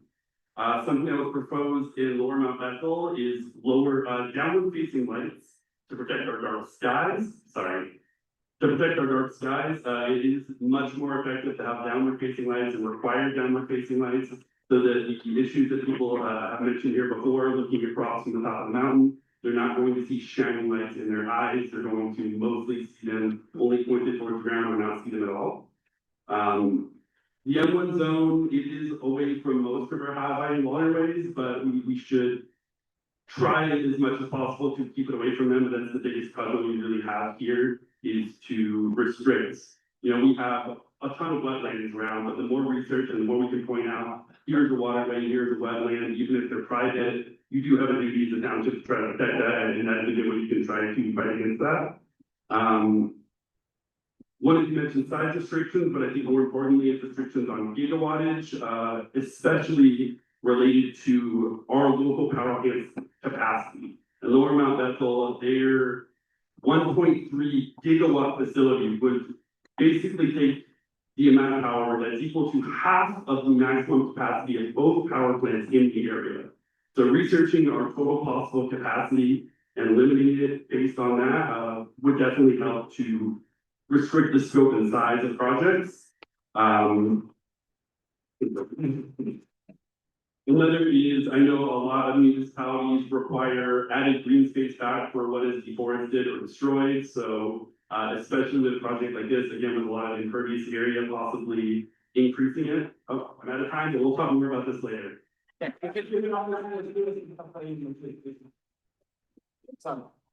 Good applause. You can always send us the suggestions by email too. We have some cards and a whole list, so we'll take that input too. Okay.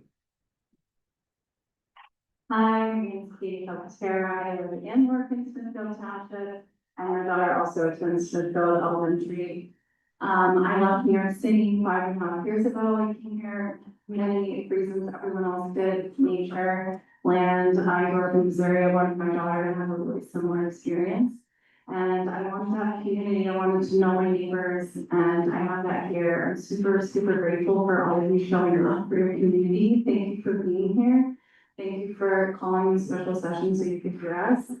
And I also just wanted to add another thing in that we don't actually know what the end use is. So who even knows what it's going to be? How can we approve this application without knowing what it's actually going to be doing with it? And I have paperwork that I'd love to give you after. I wanted to actually just begin by pointing out a few things that I was concerned about the board not protecting us.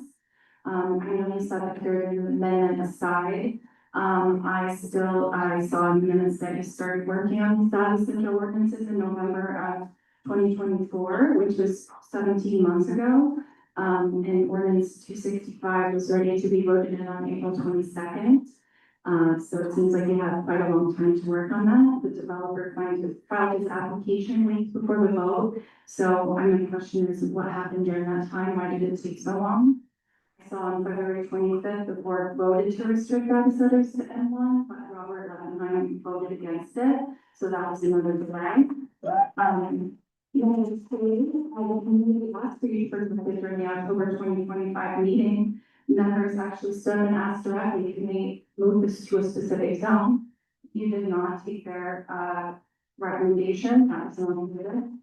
The developer himself to countryside direct access to guys since at least December. We have had no communication as far as this goes. I know on December 9th, John Tusker reviewed his actual sketch plan. None of that was communicated to the public. There were 2 consecutive board meetings after that with 0 public discussion. January 29th, the engineer again met with Petrus. And February 11th meeting again happened with no public discussion whatsoever. There was no urgency ever told to us. Meanwhile, developers being with you, you know this is happening. And number 4, ordinance is something we need to be in good financial standing. He is not. We've heard from many other townships. One in particular, he took $10 million grant, ran away, didn't build anything. He already promised to build housing. Now he's saying he wants to build something else. I know for a fact that the People's Security Bank obtained a judgment of $4,500,000 against him. That's correct. That was filed in January. He is currently bankrupt. So why would we even entertain this applicant?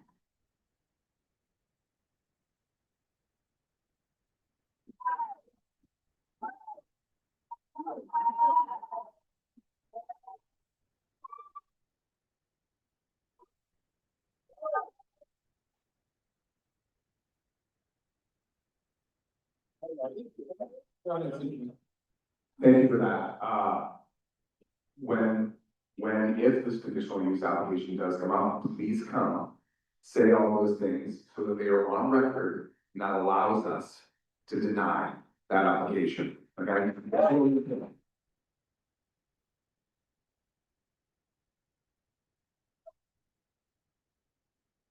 No, we seriously do appreciate all that because we have to have a record in order to do any of that. That's kind of what this process is all about.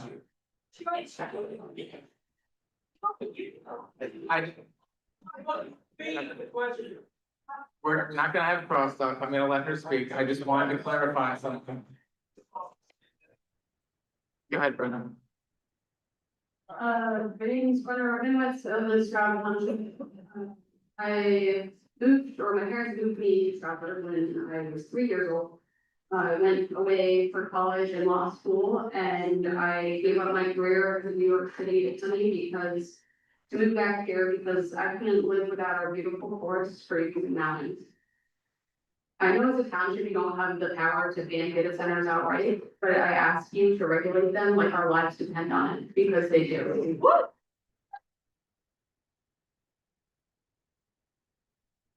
Others have given more detailed, insightful statements about the devastating environmental impacts we can expect from the construction of a data center in our area. I want to focus on the externalities foisted on communities by data centers and encourage you to make every effort to force developers to internalize these massive costs. As attention, data centers may store up to 50,000 gallons of diesel fuel for their backup generators. In any place, but particularly in a floodplain, this is an environmental disaster waiting to happen. We need regulations on the storage of this fuel, detailed plans ahead of time for remediating any spillage, and money in escrow designated for addressing such remediation. As others mentioned, we should require additional money placed in escrow for the demolition of those centers and remediation of the site once developers move on to the next step and try to leave us holding the bag.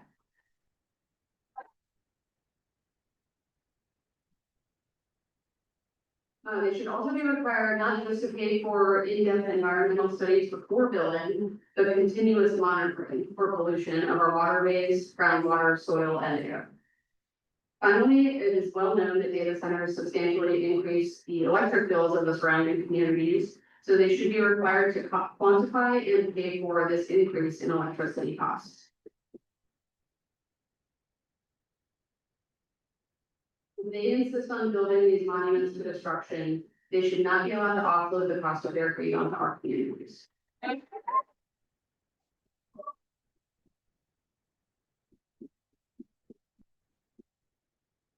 Okay, the next four people on deck are Dolores Moore, Lorinda Omar Gordon, Devin Kovac, and Emily Marcello.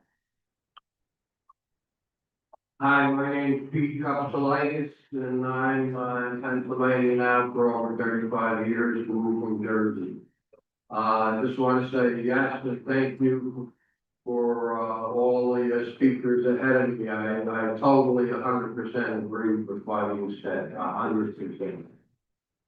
One fact that I'd like to bring to the board's attention is, I mean, we're talking about the longitude of distances. What about latitude, height? What's going to be the height of the building? But what about not only the height of the building?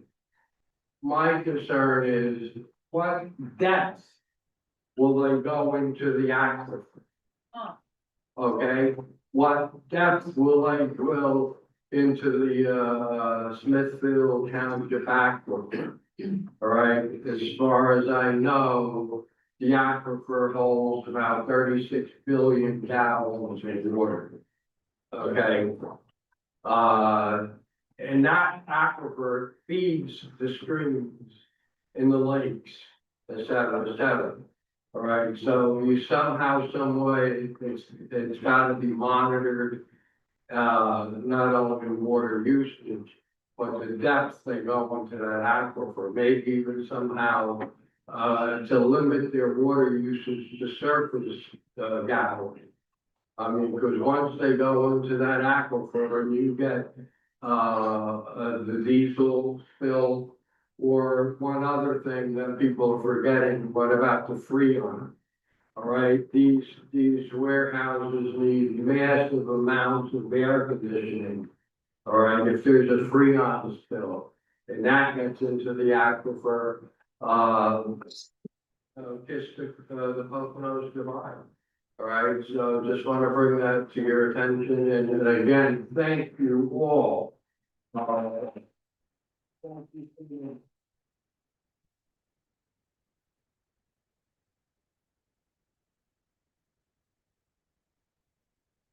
is Bert Kimmer, resident of Smithfield, for 20+ years.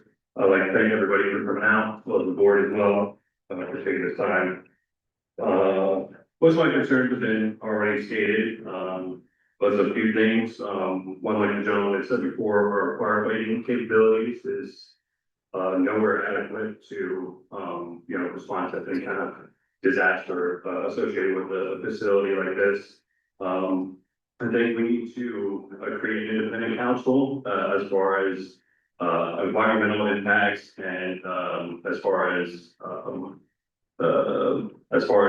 impacts to the wildlife, water, energy, the light pollution, and then those facts that get into the board so you guys can properly assess the situation. Also, how this will affect our tourism, our resale values for our house, such as something were to like this were to get built. We need to start thinking about our future generations as far as our kids and grandchildren that will be living here. We also have a existing helipad there for medical transport, which I think is something that needs to get addressed as well. A lot of life-saving capabilities come from a facility like that, so losing a remote location like that is not smart. I think any power increase or anything detrimental should be paid for by the company, building and that. And I think we also need to talk to our state as well, because the state could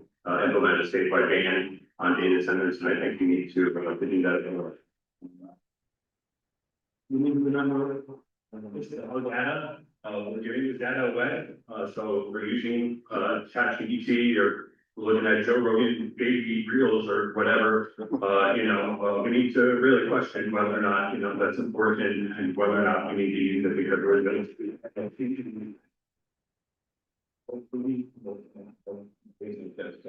I also would like to make sure that any transparency, as well as far as kickbacks, quid pro quos, things like that. We put together the United States plan, I think the government and deliver, as well, so I thank the board and for people, let's begin.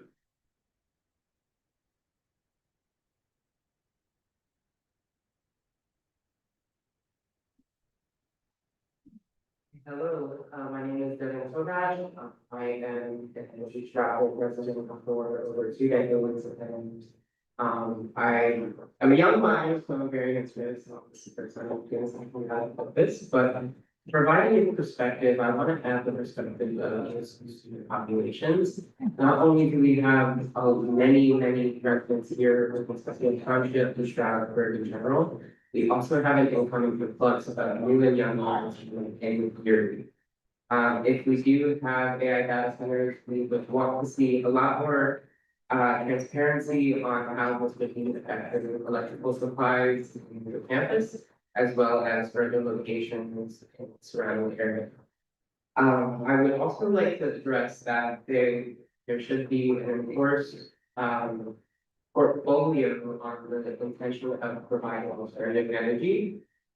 As of right now, it has been stated that they are only focused on oil reserves and using fuels to the power resources. So I would like to see more effort in putting alternative energy if this has to be a thing. This might strengthen and reduce the amount of wants to build the site and focus on alternative energy because we want to do that. But also, I would like to reemphasize, I would like to see dedicated and well-throughput plans to remediate the land and also ensure that wildlife and wetland areas are protected. As of right now, wetlands are a main source of energy recycling and also waste recycling. And if we continue to cycle out the water in the surrounding area, we will not have that dedicated area to cycle all of our natural waste that occur in the area. This will lead to higher carbon emissions just in nature eutrophication in the surrounding water sources, but also decrease health, especially by St. Luke's Hospital, which is what I'm crazy. I also want to emphasize again, energy caps are very important. This might deter them from providing any sort of leeway into, exceeding that limit and playing out other sort of system and making us a few. I'm very new to this, so I don't really understand a lot of things, but I do think that there's definitely hard work to be put in this plan to make sure that it was the hardest put through. So thank you for your time, and thank you for being back.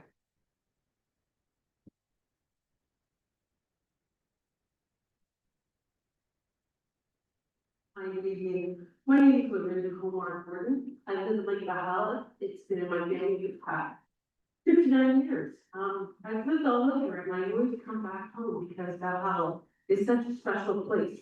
I live on the lake and on the wetlands. And if you've ever been in the wetlands area, you know that there's wildlife of all kinds. We have frogs, we have possums, we have turkeys in the trees. We have skunks, and we have deer, we have every creature, including beautiful wild eagles. We have spotted turtles, and it's just tiredness.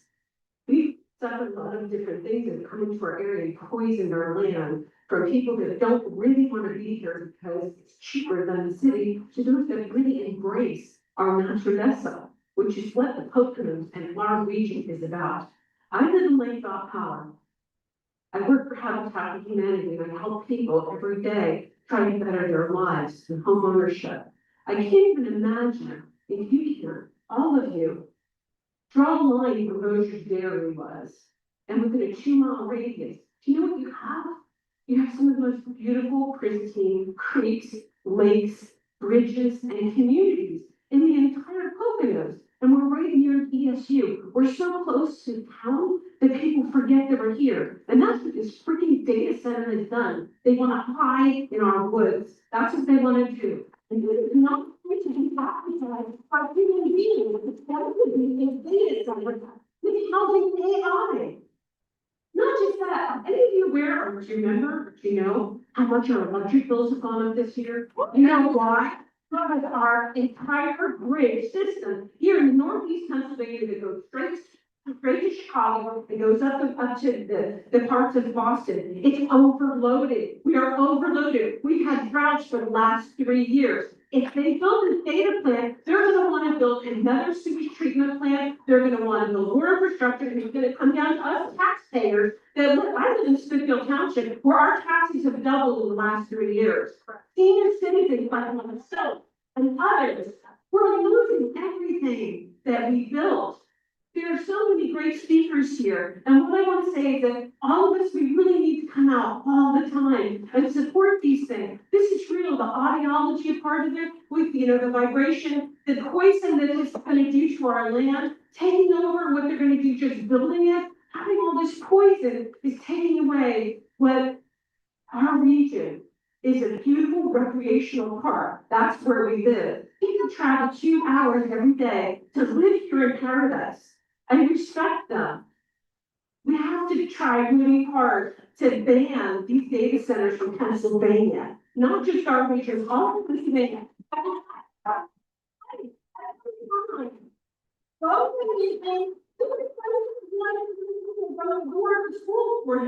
Yes, there's a lot of stuff that happens behind closed doors, and if we don't get involved, we're in that watch TV, my God, that's it. Thank you.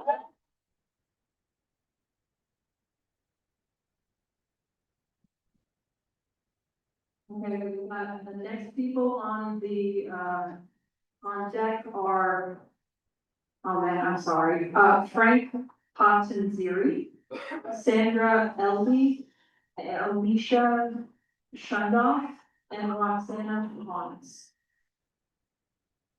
Hi, my name is Emily Martello, and I'm a resident of East Johnsburg Borough. Me and my partner just moved here 3 years ago.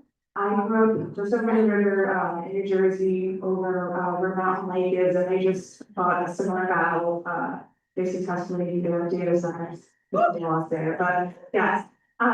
So I just wanted to say that we moved to this area because of the wildlife and because of the Delaware National Recreation Area and the skiing and the bike trails and the hiking, and it just seemed like it would be such a great shame to see that all go away, the data center was to come into place. I also wanted to bring up a big concern as someone who is a newer homeowner of what a data center would do to the value of our properties. If a data center was in place before we purchased our home, then I can assure you we would not have moved here. And I worry that that would be something that would happen to the community in the future, that it wouldn't be someplace that residents would want to come and live. And then what does that do to taxes, infrastructure, and all of that? I also wanted to bring up that my partner is a volunteer firefighter for East Stroudsburg, and they are already working with limited resources, limited staffing and members, and something like this would put a lot more strain on the local fire departments. Is there a way to add some sort of amendment or clause in laws that would require developers to put money into the local emergency services to support our firefighters and their teams?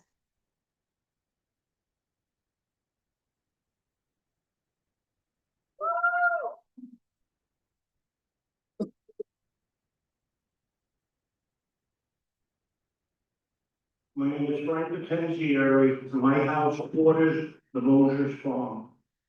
Mosher's Farm and just about every house that attaches to that farm is built on the same rock. And over 30+ years ago, Milt Mosher would run his farm equipment up and down the farm, and we would feel the vibration of it. Last year, when they built the Wawa, they were blasting at 209, and we felt the vibration of it. I can only imagine what this data center would do, having all that machinery running on that same rock. I don't need it to sleep at night. I can do that all by myself. It's not gonna work there. Thank you.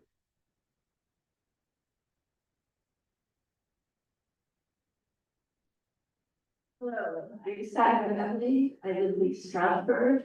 I did live in Lake Bahama. I loved it. I've lived here for over 50 years. And 40 years ago, we fought the East Familiar. And they told us not to because it was redundant. And what I hear here is that we're being listened to, and I see you taking notes, I see you accepting information, which did not happen easily when we were fighting the incinerator. It took many voices, for us to do that, and we were successful. And there was a lot of opposition to it. But what I see here, I am so thankful that, the younger generation is standing up and they know what they're talking about. They know things that I have no clue about. And I so appreciate what is in this room. This is valuable. Look at who you are. Look at our community. You're standing up for it in a way that says this is important. And I feel like we're being heard. And I thank you all. I thank you for coming out. I thank you for giving the information you have, which I don't have. And you're here to save our community. And that's what's important to me. Thank you.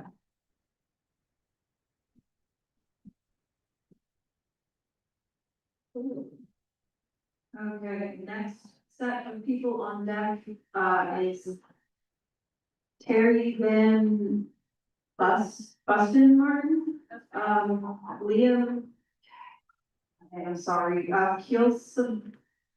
Kielspach, Michelle Signo, and Marie Breville.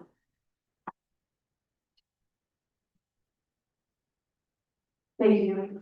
My name is Lisa Shundoff. I just moved here last year with my partner. I was born in North Carolina, grew up in West Virginia, moved to South Carolina. All that to say, I have 11 states left to see in all of the United States. I love to travel. The one thing that has been common everywhere I went is that I want to escape the city. I was raised in the woods. I know we've all touched on it, but I think it's important that you hear this. West Virginia, if you really want to sit and look at its history, has been lied to tooth and nail by its leaders.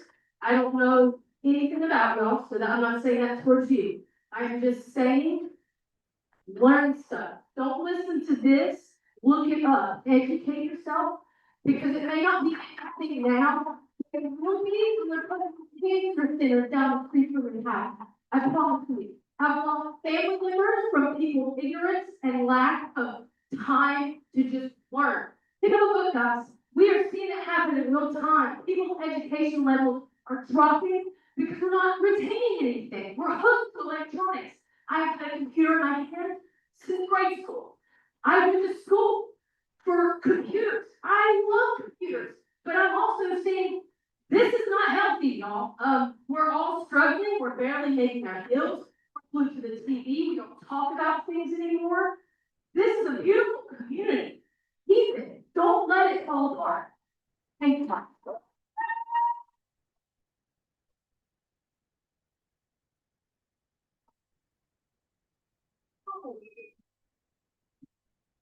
My name is Carrie Van Branson Martin. I've lived here my whole life in Chestnut Hill Township.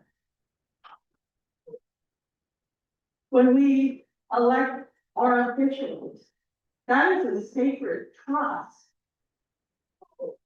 We elect them to serve us, serve the constituents. Here they are. Don't be mad at them. You know why? Because they don't have any power to do the job that you elected them to do.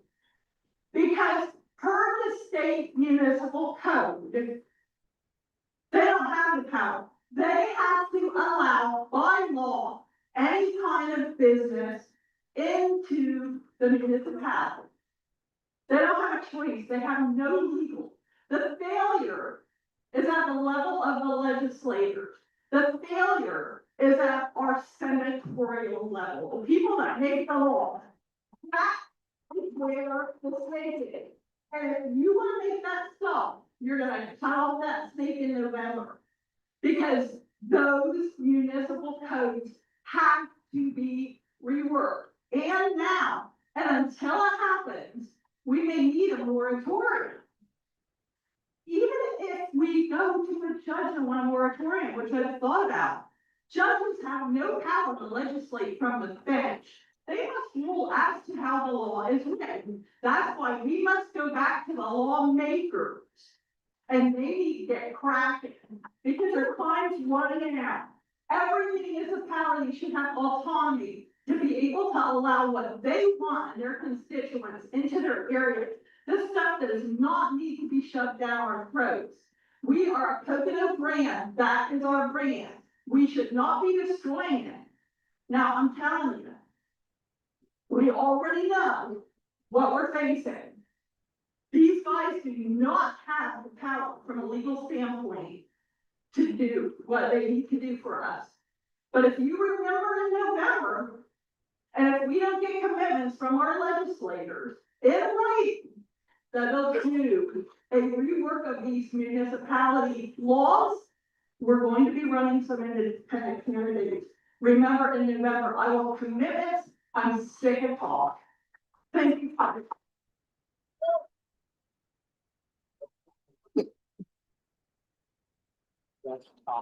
Yeah. Hello, my name is Roxana Monte. I live in Stroudsburg. When I look at everybody in this room, I see a lot of differences, but the main commonality is that we're all human. We deserve the right to have clean water, clean air. I haven't done much research on data centers, to be honest, as much as my peers, but it doesn't take much research to see that these data centers are poisonous. They will ruin the future of where we live. I am a mother. I should be tucking my kids in bed at night right now, so I am pissed. I should not be. We need to get the state involved. We should not be talking about ordinances. They should be banned. Thank you.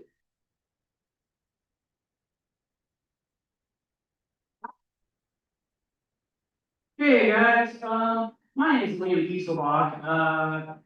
So a lot of people here brought up a lot of really great points that,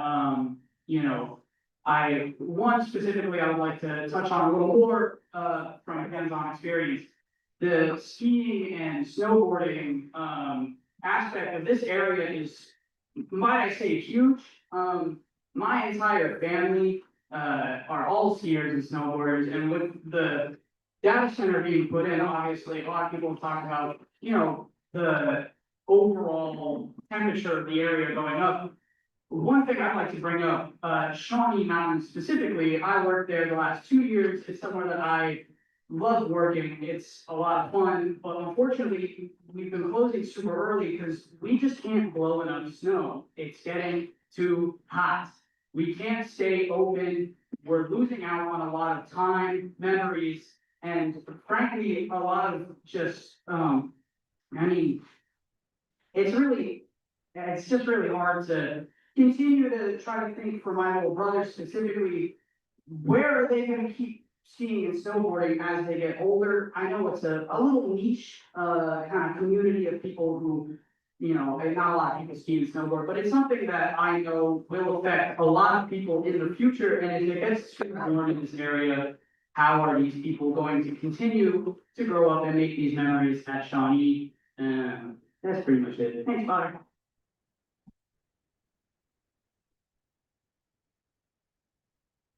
Okay, last person that I have on the left right now is a Kurt Hellaway.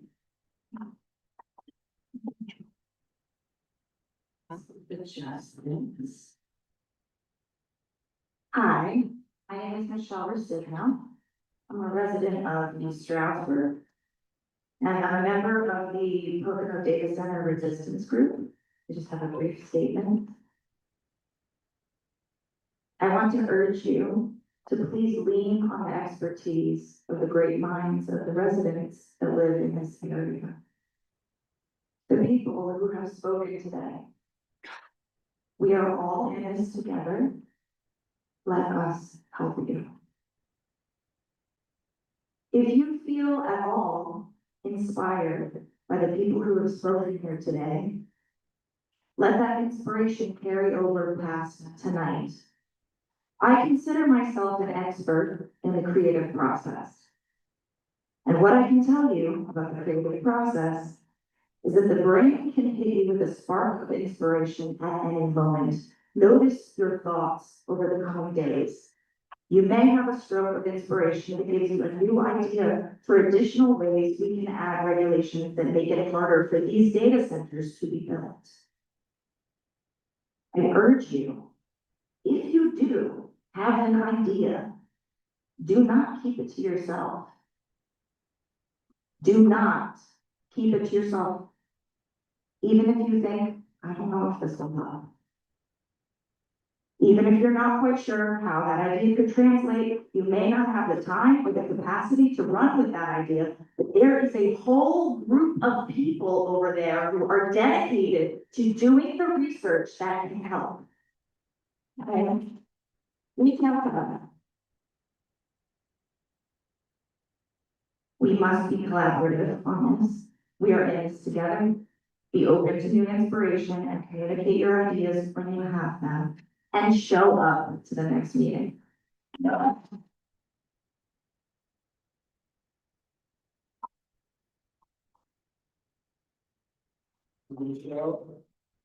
name is Kirk Littleman, resident of East Stroudsburg, and just have a short statement.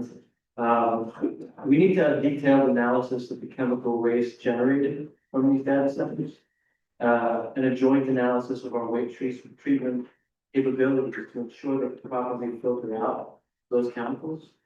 That will inevitably run into the Gwinnett Creek and poison our water supply. I just want to end with a note that there's this old saying that the cause of our suffering is the niche of the septic system.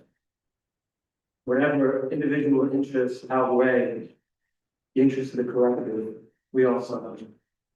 This town is showing up. I'm so inspired by everyone who's coming here. We need to keep showing up for each other. So please do sign up for the Portland Data Center Resistance Group. Let's keep fighting. Thank you.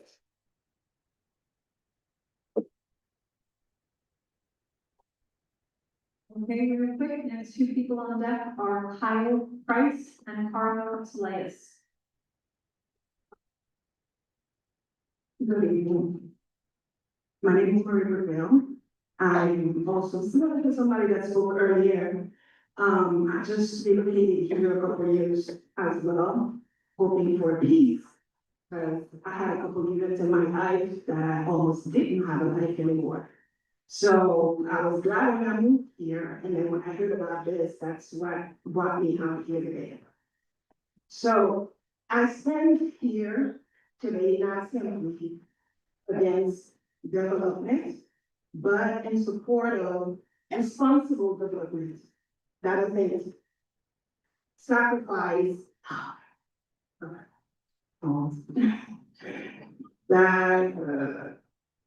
that does not sacrifice the health, peace, and long-term well-being of this community. There are already many ongoing concerns affecting our environment, infrastructure, wildlife, quality of life. Before introducing something as massive and resource intensive as a data center, we must ask whether this town is fully prepared for the long-term consequences. Data centers are not invisible facilities. They often bring continuous industrial noise from cooling systems and backup generators. That noise affects not only residents, but also wildlife. Migratory patterns, birds, and local ecosystems that are already under stress. Another major concern is water usage and water quality. Large data centers can consume enormous amounts of water for cooling. In a time when many communities are already facing concerns about water access, contamination, drought, and or environmental imbalance. we should be extremely cautious about placing additional strain on local water resources. We must also ask, what happens to the purity of the water over time? What happens to nearby streams, wetlands, and soil? What happens when energy demand increase? What happens to the peace and character of this town? Many people moved here for quiet nature, safety, open space, and quality of life, not to live besides industrial scale and infrastructure operating there. So pretty much what I'm saying is, just give us a chance, let's talk together and make decisions that's not gonna cost us more later on for future renovation. Thank you.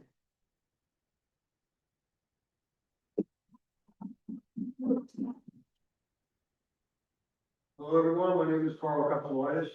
Living here for 4 decades now. First of all, I would thank everybody for coming today to stand up against the building of this so-called data center. But the biggest thing is not only we fighting against this data center, is against AI itself. Because we do not use AI, AI uses us. If AI learns by observing us and will continue to learn until it learns how to control us.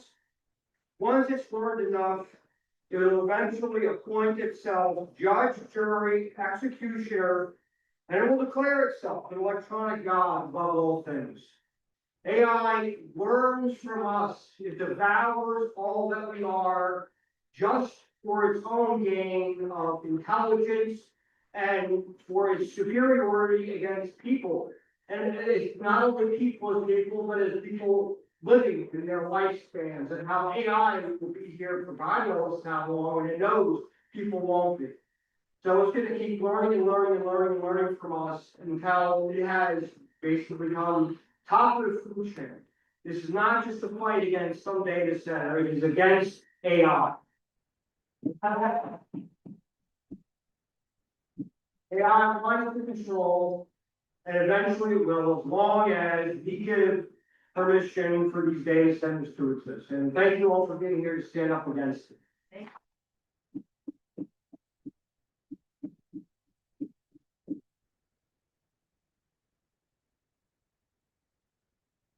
Hi, my name is Kyle Price. I'm a Barrett Township resident.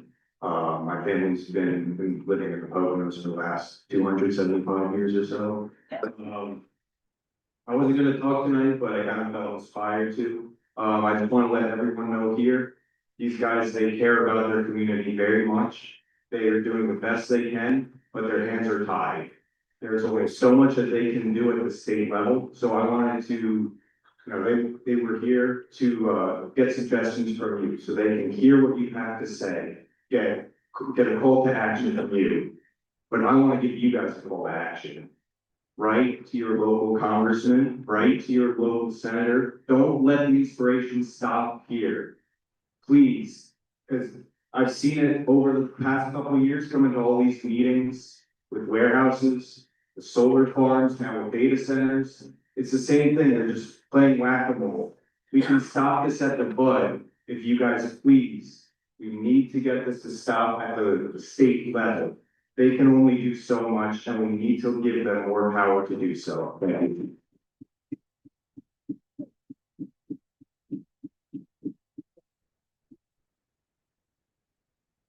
Hi, my name is Gianna Leo Falcon. Thank you everybody who spoke. I can't express to you guys how emotional this night has been for me. I've been a part of this for a couple of months now, since back in January when I attended Pocono Manor Data Center proposal. And what I witnessed was a group of us just like this, talking, speaking, and expressing ourselves, and the board voted an overlay right in front of their people. So this is a controversial and really tense time for all of us, where on the one hand, we want to believe in people that they're going to be there for us, and on the other hand, what I've witnessed is sometimes that's not the case. It's been a really emotional couple of months for me. I know that you guys are trying as hard as you can. I know that this is confusing. I'm really familiar with the tech industry. I follow them extremely closely. And they do not care about us. They view us as zeros at the end of a paycheck. They have dehumanized us. You're not human to them. And our production does not equal that of AI, so we are worthless, completely worthless. And they could care less, we die on that. Not sure, I have some ideas about our end game, but it gets really dark. I just wanna say to you guys that, nobody has said this yet, and I wasn't gonna talk tonight because I'm working on something a bit larger. We actually do have the power to stop data centers. We may not have the same municipality legislation that New Jersey does, but we do have the power to actually reject applications as they come in. We can reject them on the basis of scientific evidence that this is dangerous for our health. Not only mentally, I'm a mental health counselor, I specialize in drug addiction and recovery. Our mental health, these vibrations that Ben spoke about also affect childhood development, they affect mental health, they affect psychological health. We just visited Phoenix, Arizona. Phoenix is beautiful. There are so many fucking data centers there. I'm sorry for my language. It's never dark. It's never dark. The lights never go out. Literally, it never goes out. And in reflection, the energy that I felt going there from being here or when I visit and go back to a major city, I don't speak the same. We have something precious here, like truly precious. It's slipping through, and I know you guys, I know, John, you worked for Pocono Township too. I've been at all the meetings. You guys don't know me yet. But this is gonna be a weird couple of years, you know? It's getting weird. And I just wanna say, I know my time is up, but I'm gonna say it anyway. What I think occurred is that you guys didn't really understand yet who we are.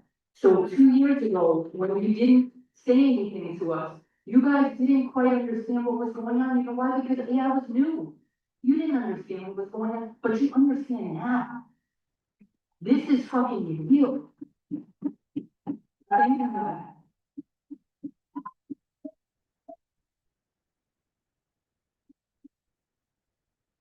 Hello, my name is Mercedes Roman and I have lived in East Stratford for years now. And no one has really touched on this, so I feel the need as a young 22-year-old woman to touch on this specifically. I went to school for graphic design. I have my certification in graphic design. People don't realize that this is taking away jobs from my generation. I spent 4 years of school to only be able to struggle finding a job. And that's just that. And, these mom and pop shops here, they can't even afford to hire another body. So imagine if we have one of these tech centers, these data centers, it's gonna cost more on their property taxes. They're not gonna be able to hire more people, and there's gonna be less jobs. So I look on Facebook and everybody's talking about, oh, the data center's gonna bring jobs. To whom? To whom is it gonna bring jobs? Because I'm genuinely curious. Who is it gonna bring jobs to? Because for people like me, we're struggling. I'm struggling to find a job in this area. And I do not want to, excuse me, I do not want to travel 2 hours to go to a city. You know what I mean? It's not ethical in this time. We ask them $5 an hour. Hello? But that's something I wanted to touch on because no one has genuinely touched on the fact that people like me are losing jobs. The younger generation of artists are losing jobs. Our minds deserve to be explored. We deserve to share our art. And that's kind of taken away from them.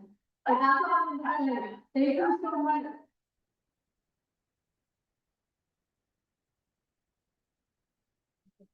That is the last person that we have signed up in the room to speak. So now we're going to shift over to people who have raised their hands on Zoom. As of right now, I only see one hand raised from Andrea.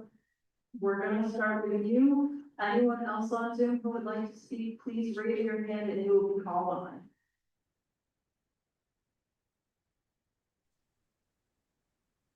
Good evening, and thank you for the opportunity to speak. My name is Andrea Lojadice, and I grew up in this community, returning in 2020 after practicing environmental law with the New York State Department of Environmental Conservation. My work there focused on environmental regulatory compliance, hazardous contamination remediation, as well as the assessment and restoration of natural resources following environmental cleanup activities.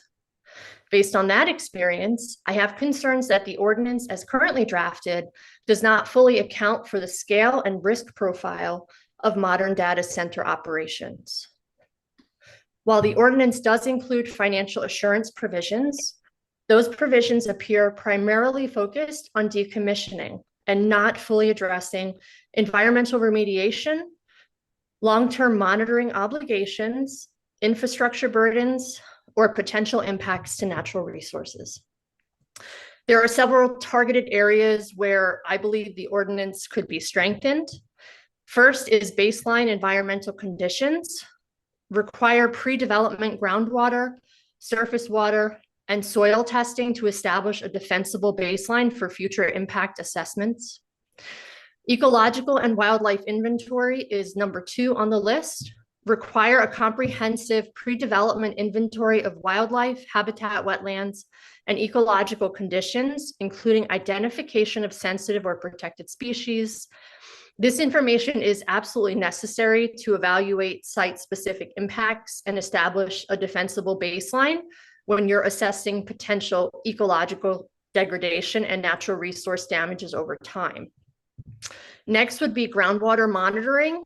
This would require the installation of monitoring wells and ongoing testing to enable early detection of potential contamination.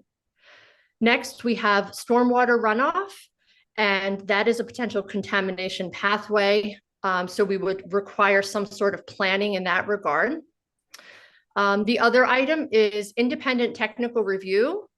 This would require the applicant to fund resources for an independent environmental and engineering review, so that burden does not fall on the township. Expanding the financial assurance beyond decommissioning to explicitly include environmental remediation costs, groundwater restoration, long-term monitoring and enforcement, and then require that such assurances be reviewed, maintained throughout the ownership transfers, if there are any, and be sufficient to address any worst case release scenarios. Natural resource damages. This would require dedicated financial assurance for potential impacts to groundwater, surface water, soil, wetlands, wildlife habitat, and other ecological resources. Natural resource damages refers to the cost of restoring the injured natural resources and compensating for the loss of ecological functioning following. Time, sorry. No problem. I will send this in via email. Thank you.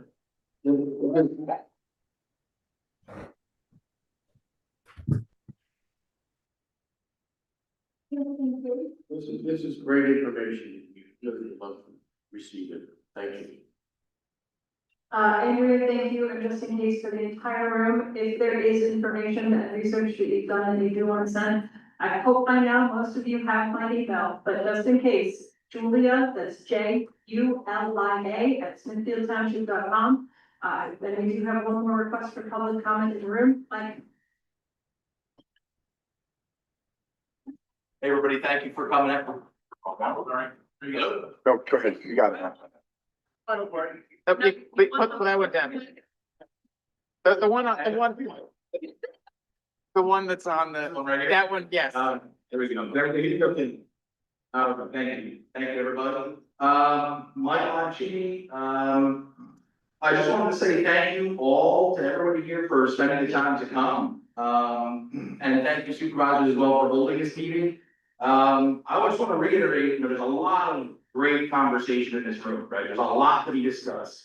Health impacts, legalities with ordinances, the municipal planning code. There's a lot to digest in this conversation. But long story short, what I've been saying for at meetings for over a year now is that governance, there's a shared responsibility.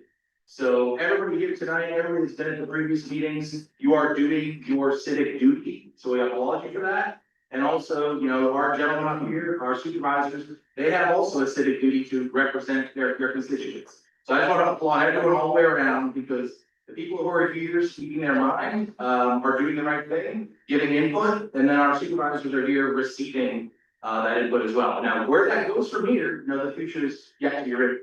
But ultimately, thank you everybody for being here, because that's what this local government thing is kind of all about.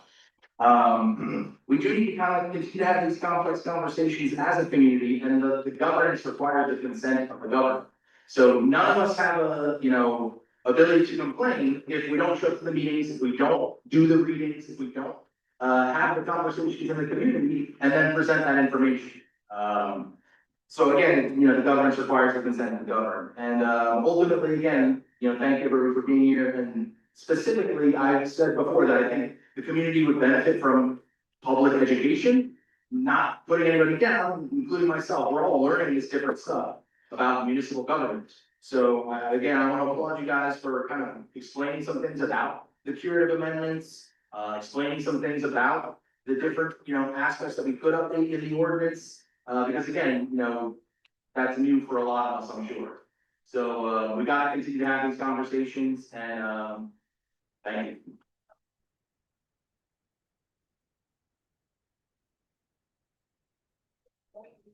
Okay, that concludes the end of all public comment that I have to sign on, as well as anybody that is on the Zoom at this time. One quick announcement for anybody who signed up for the data center mailing list newsletter. You will have an email from me by tomorrow afternoon and midday. I'm going to do my darndest to decipher everyone's handwriting, but I make mistakes. So if you do not have an email from Julia@smithfieldtownship.com by 4:30 tomorrow afternoon, please reach out to me, either email me or give me a phone call. I just didn't get your email right, and I'm so sorry.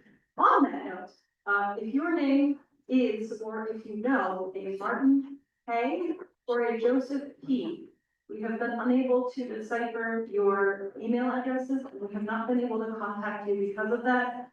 Please swing through, see me, and we'll get you on the mailing list. And just kind of close the comments from the board, and then I'll entertain a motion to adjourn. I'd just like to say that, several speakers talked about our limits of power. And, many speakers here are from different boroughs and townships. And, I only wish that the county commissioners were here. They're not. This is something they should hear too, because it's about the whole county. As far as the state, Tara Probst was here. I think she's just left. But, at least she showed up.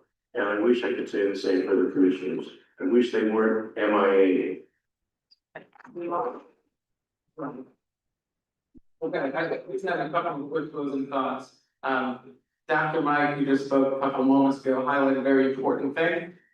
Every municipality has some sort of planning commission or other groups. Those are great areas to shape public policy. Like he's on our environmental advisory council. There's a couple other members, Katie, that are here tonight from that group. All of us need to receive your information so you can be considered to be appointed to those groups in January when the terms are up.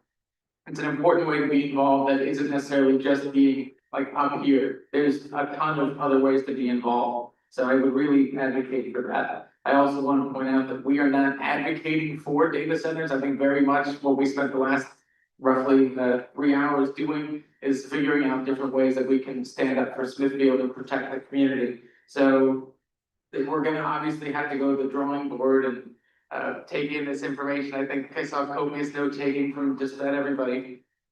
And that includes a new draft for public consideration. We may or may not have another public meeting in this format, but we want to make sure that we have a viable draft that incorporates what we think we can legally do based on this discussion. So once we have a date for that, we will let everyone know, ideally by the end of the week.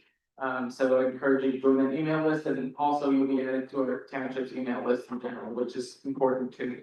So thank you all very much for coming. I will entertain a motion to adjourn. Motion to adjourn. Motion by Mr. Levinheim. Second. Second, Mr. Blair. All in favor? Aye. Aye.